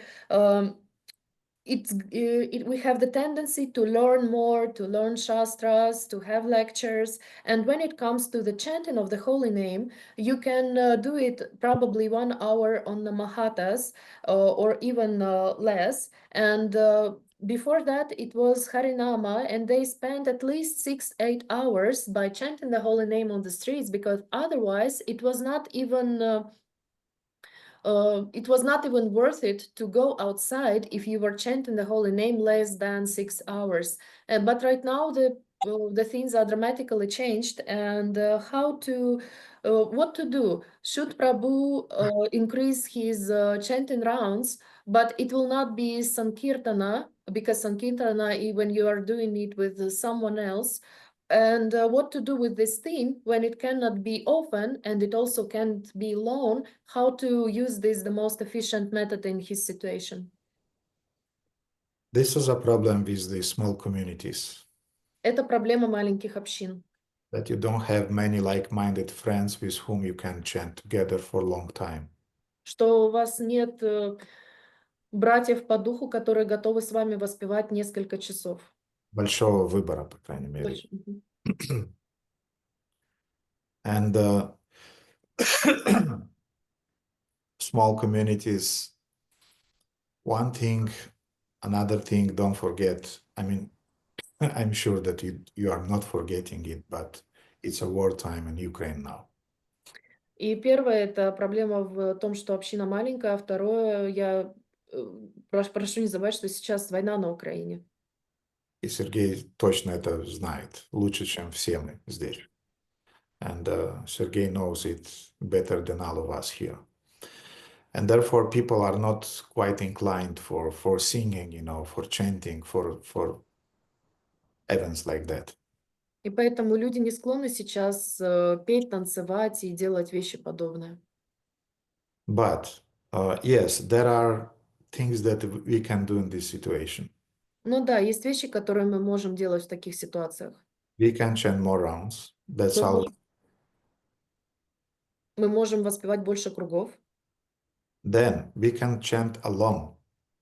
Мы можем одни петь. And don't forget that many times Srila Prabhupada was just taking the harmonium to his room, and he was singing alone in his room for 40 minutes, for 1 hour, 1.5 hours, according to the descriptions that we heard from Shrutakirti Prabhu and Harishauri Prabhu. И помните о том, что Шрила Прабхупада иногда брал гармонь и закрывался в своей комнате и воспевал 40 минут, час, 1,5 часа в соответствии с записями, которые нам оставили. Shrutakirti Prabhu and Harishauri Prabhu. So Prabhupada did not see any problem to sit alone and sing. Just him and Krishna, that's it. Поэтому у Прабхупады не было никаких проблем с тем, чтобы сесть одному и петь, только он и Кришна. And singing kirtan doesn't mean that you necessarily have to sing by using the harmonium. И пение киртана не означает, что ты обязательно должен использовать гармонь. Before coming to Bucharest, I was going to my mother's place in the mountains. Когда я приехал в Румынию, я приезжал к своей матери в горах в место. Перед тем, как приехать в Бухарест. And I was singing, the daily morning I was going to the mountains, I was doing my rounds there. Каждое утро я шел в горы, я воспевал там свои круги, and then I was singing kirtan, me alone there in the mountains. а потом я один там пел киртан в горах. And those were the most powerful kirtans I ever sang. И это были самые сильные киртаны, которые я когда-либо пел. It was just me, the nature, and Krishna. That's it. Был только я, природа и Кришна, и все. No false ego, no look at me, how nice I am singing. Не было никакого ложного эго, посмотри на меня, как я пою. And those were real soul kirtans. Это были по-настоящему душевные киртаны. And the third thing that you can do, И третья вещь, которую ты можешь делать, there will be always some, yet in spite of the community being small and the wartime and all other difficult circumstances of life, несмотря на маленькую общину, несмотря на все обстоятельства жизни и войну, there may be one or two like-minded devotees who will agree to come and to sing along with you. возможно, найдутся один или два преданных, которые точно так же захотят петь вместе с тобой киртан. So don't impose this on the whole community because it's technically is very difficult to accomplish. Поэтому не возлагай надежды на всю общину, потому что технически это сложно выполнить. Especially considering that a lot of devotees went outside of Ukraine, being refugees and so on. Потому что многие преданные покинули Украину, и сейчас они Беженцы. беженцы, сейчас они являются беженцами. Those small amount of devotees who remain there busy cooking, worshipping the deities, taking care about their families, about other devotees and so on. И то небольшое количество преданных, которое осталось, они заняты приготовлением пищи, заботой о божествах, заботой о своих семьях и так далее. Therefore, don't impose on the devotees because they are already stressed now. Поэтому, пожалуйста, не дави на преданных, потому что они уже находятся в состоянии большого стресса. But I'm sure maybe one or two devotees will respond to your call and would like to sing along with you and to just chant for 2-3 hours. Но я думаю, что найдутся 2-3 преданных, которые тоже захотят с тобой попеть 2-3 часа. You may use the harmonium, you may use just karatas or just mridanga or just clapping. Вы можете использовать гармон или просто караталы, или мридангу, или даже просто хлопать в ладоши. You may start with 1 day a week. Можете начать с одного дня в неделю. In Kiev, 15 years back, we started on Thursday. We sang for 4 hours every Thursday. И 15 лет назад мы в Киеве начали по четвергам 4 часа, каждый четверг мы пели киртан. They were those famous Dmitrievskaya kirtans. Это были знаменитые киртаны на Дмитриевской. And the tradition, I heard that it's still alive in Kiev temple. И я слышал, что эта традиция до сих пор жива в Киевском храме. And we started also with 2-3 devotees. Not many devotees were around. А мы также начали с 2-3 преданных, не было большого количества. Therefore, Sergey, where is a way? Where is a will? There is a way. Поэтому, Сергей, там, где есть желание, там появляется и путь. It may be 1 day a week, then 2 days a week, and so on. It will increase. Это может быть раз в неделю, 2 раза в неделю, потом будет количество расти. But my Guru Maharaj taught me one very important principle. Но мой Гуру Махарадж научил меня одному очень важному принципу. Don't wait for the auspicious situation Не жди благоприятной ситуации to start this or that project. для того, чтобы начать тот или иной проект. You create this auspicious circumstance Ты создаешь эти благоприятные обстоятельства, by starting doing the needful. начиная делать то, что необходимо для этого. So if some devotees will join, you'll be happy. Если какие-то преданные присоединятся, ты будешь рад. If not many will join, you'll also be happy because you are singing for Krishna. А если немногие присоединятся, ты все равно будешь благодарен, потому что ты поешь для Кришны. And if you'll sing for Krishna, Krishna definitely will respond to your call and will inspire other devotees to take part in it too. А если ты будешь петь для Кришны, то Кришна ответит на твой сердечный призыв, и он пошлет тебе преданных, с которыми ты будешь также петь. Да, спасибо, Радha. Я просто сейчас воспеваю каждый в обед постоянно час минимум, и вот я сижу, мне очень хорошо, конечно, от этого, но я думаю, как бы ничего, что я сам наслаждаюсь. Ничего, все хорошо. И Нормально. все хорошо. Поспевайте для Кришны. О, спасибо большое. Харе Кришна. Спасибо вам за рамку. Как вы сказали, милая рама. Она действительно очень милая. Спасибо большое. Я очень рад, что вам понравилось.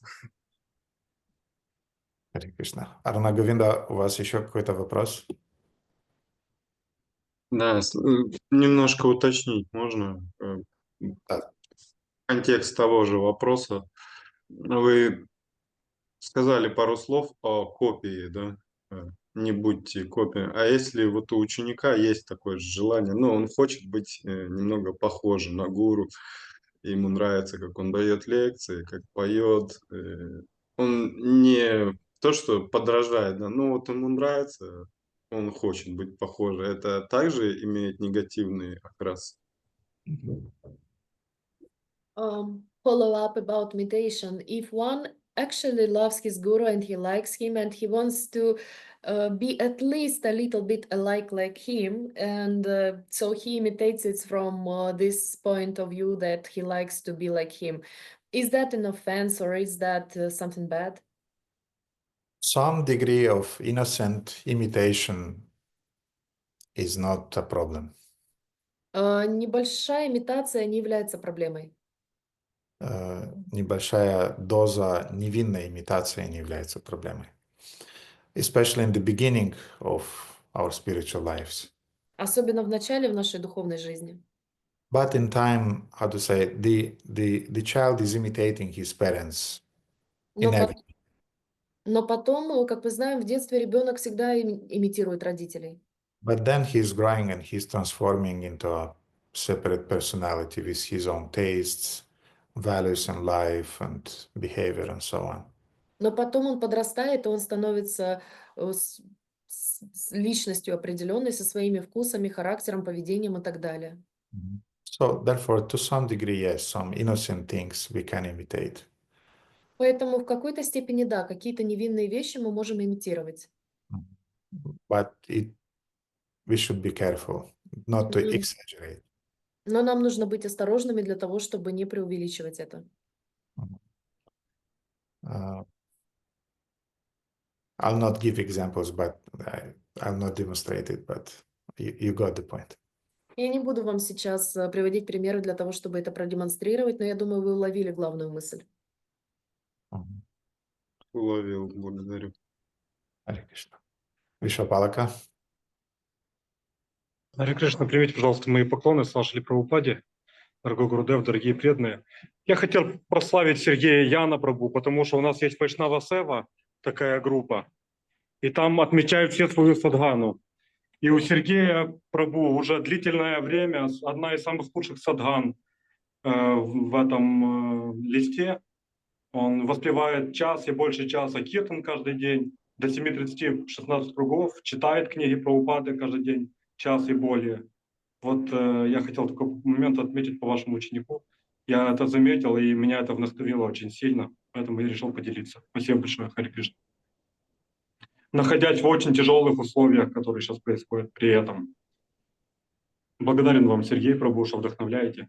Благодарю вас, дорогой Гурудев, что вдохновляете нас соответствовать ожиданиям Гуру Парампара и вашим заданиям.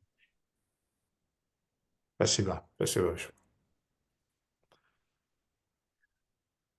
Переведу.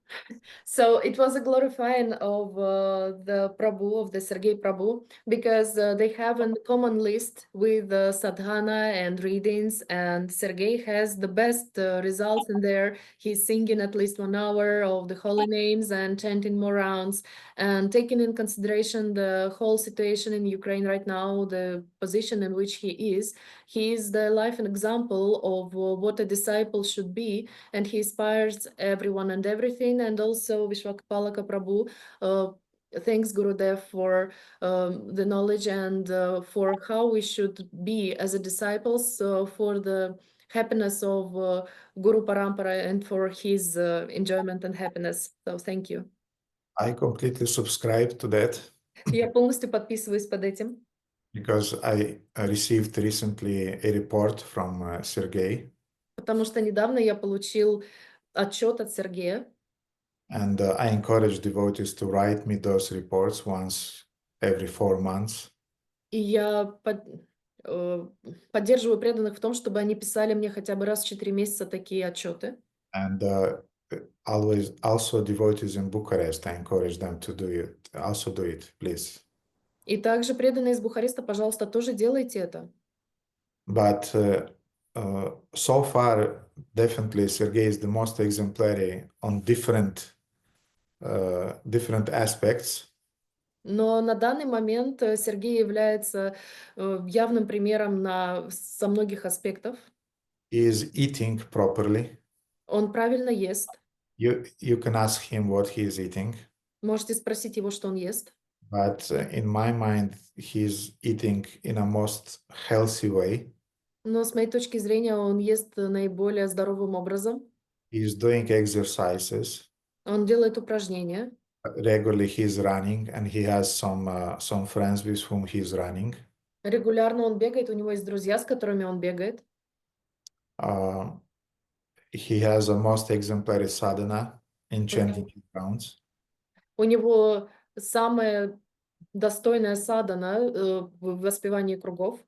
And besides that, since he's taking proper care about his health and his sadhana, he has a lot of energy to do a very, very important service in the Food for Life project that they have in Nikolaev.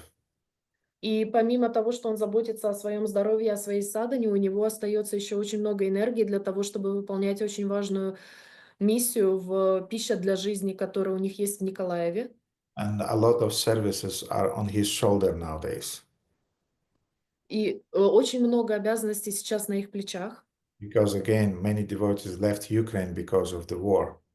Потому что, еще раз, очень многие преданные покинули Украину из-за войны. So, Sergey, I wish you a lot of Krishna's mercy and energy to go on with your sadhana and your seva. Поэтому, Сергей, я прошу у Кришны для тебя как можно больше милости для того, чтобы ты продолжал свою садхану и свою севу. And to be an example for other devotees. И чтобы ты оставался примером для других преданных. Thank you. Спасибо тебе. Спасибо вам, дорогой Гурудев, только по вашей милости это все происходит сейчас со мной. Спасибо вам большое. И по милости преданных, конечно. Спасибо. Okay, seems to be we don't have other hands raised, and we can finish. Or you have anything, or that's it for today. Похоже, что у нас нет больше поднятых рук, и мы можем сегодня закончить. У кого-то еще что-то есть, вопросы? Okay, the last question, Radha Kanta. Последний вопрос, Рада Канта. Харе Кришна, дорогой Гурудев, примите, пожалуйста, мои поклоны, дорогие преданные, вся слава Шри Прабхупаде. Ну да, если вот вы сами разрешили, у меня вопрос, 3, но я спрошу один. Как отличить критику от просто высказывания своего мнения или отражения реальных событий, когда особенно Мата с женой Прабху тоже склонны там, вот, она никогда не приходит вовремя на пуджу, а это вот тот, и вот это отражение реальных событий, но в то же время настроение недовольства. И если уходить из этого общения, то это в принципе вот уходить. То есть, вы понимаете, да? То есть тогда вообще никакого общения с преданными, потому что они настроены так. Практически получается так. Или просто там ты плетешь, и рядом с тобой... Вот, она все время жалуется и так далее. И вот это вот постоянный фон. И хочется сбежать, но тогда ты просто уходишь ото всех. Харе Кришна. So the question is about how to distinguish the critics from saying your own opinion, from stating the point of view, or from reflecting the reality. For example, if someone says, one devotee says about another devotee, oh, she is always late on puja, or she's always complaining and whining. So if we will avoid such communication, we will actually avoid this communication. So you will not have association with devotees, because many devotees, both Prabhus and Matajis, they have this tendency. So where is the fringe? Where is the limit? Yes, unfortunately, amongst younger devotees, they have this habit to talk about everything and everybody. Да, к сожалению, у начинающих преданных есть эта склонность говорить обо всем и обо всех. And to talk non-stop. И говорить бесперебойно, постоянно. And you may remain alone if you are trying to avoid those constant talks about everything and everybody. И ты рискуешь остаться без общения в принципе, если ты будешь избегать этих разговоров обо всем и обо всех. Therefore, you have to develop some immunity. Поэтому тебе нужно развить иммунитет. Like, I'm sure you know, being a mother, you have an immunity towards crying of your kids when they're crying just casually.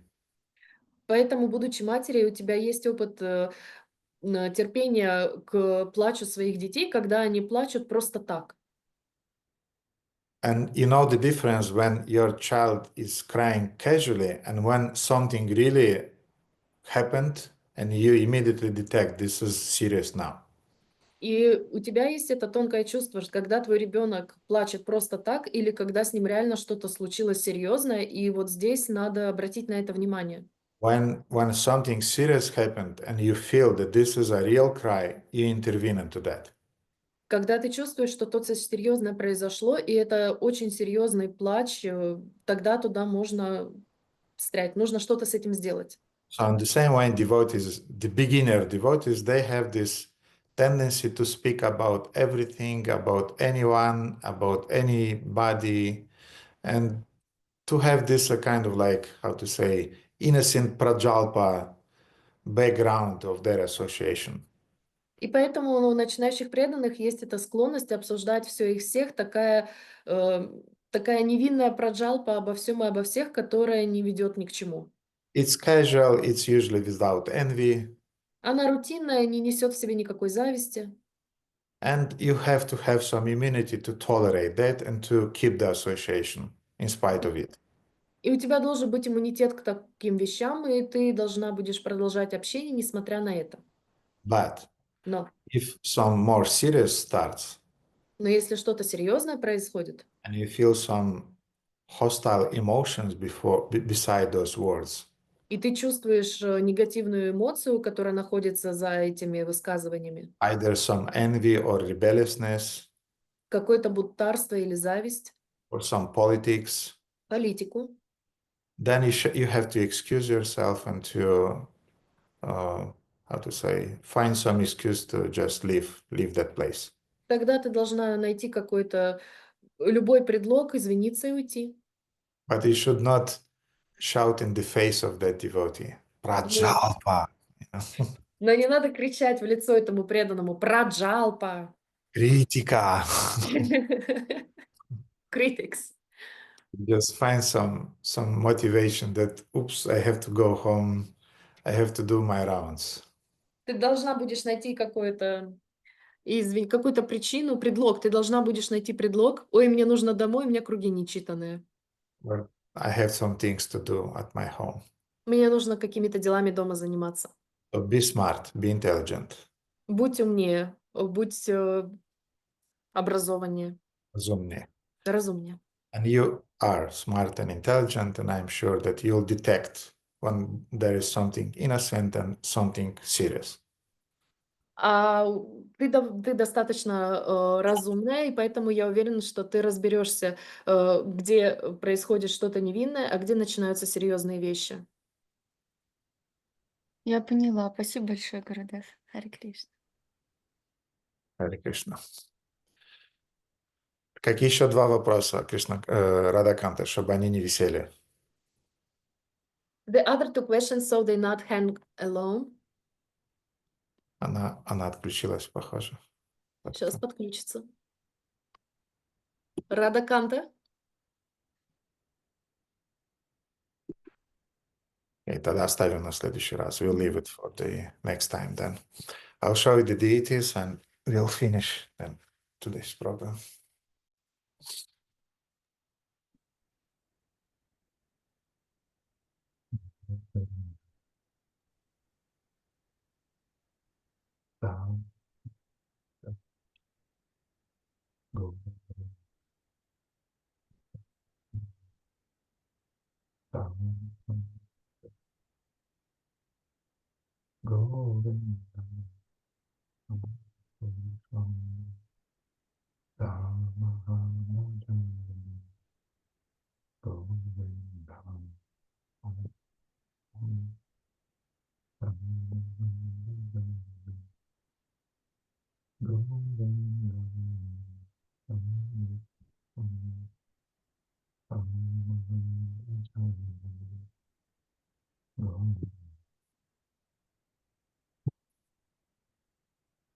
Okay, we have now Christmas holidays. Let me see the calendar.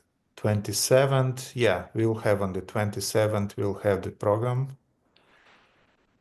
And then, Сейчас начинаются праздники рождественские. 27 числа у нас будет программа. Because the Christmas is on the 25th. Потому что Рождество 25-го будет. Oh yeah, 27th. Yeah, some devotees had some plans. I'm not sure. Let's see. I'll announce, okay? I'm not sure about 27. I'll announce if we will have a program or not. Я вас оповещу, будет ли 27-го программа или нет. У преданных были какие-то планы на этот день. But on the 3rd, we will not have the morning program because we'll be out of Bucharest. 3 числа, 3 января у нас не будет программы, потому что мы не будем в Бухаресте. Then on the 10th, we will also not have a program because we'll be in Istanbul. 10 января также не будет программы, потому что мы будем в Стамбуле. On the 17th, most probably I'll be tired after Istanbul. 17-го, скорее всего, я буду уставшим после Стамбула. And then most probably we'll start on the 24th of January. И, скорее всего, мы встретимся с вами 24 января. But I'll do my best to have a program on 27th, and I'll keep you updated regarding that. Но я изо всех сил постараюсь провести программу 27 числа, и я буду вас держать в курсе относительно этого. Meanwhile, I wish you a wonderful continuation of Srila Prabhupada's book distribution marathon. Пропали. А тем временем я буду продолжать заключение, что-то по поводу марафона Шрилы Прабхупады. Meanwhile, I wish you all the best in the book distribution Srila Prabhupada's marathon, December marathon, that is still going on. А тем временем я желаю вам всего самого наилучшего в вашем марафоне Шрилы Прабхупады, который еще продолжается. Please don't forget about the reports that they're important for me. Пожалуйста, не забывайте об отчетах, которые мне очень важны. And please be exemplary in your behavior, in your sadachar, in your relationship with other devotees in your communities. И, пожалуйста, будьте живыми примерами в вашем обучении, общении, вашей садханы, садачаре, в ваших общинах. Shri Radha Madan Mohan ki jai, Srila Prabhupada ki jai, Srila Shivarama Maharaj ki jai, Raja Srimad Bhagavatam ki jai. Hare Krishna. Hare Krishna. Hare Krishna, dear devotees. Шрила Гурудев ки джай. Да. Да.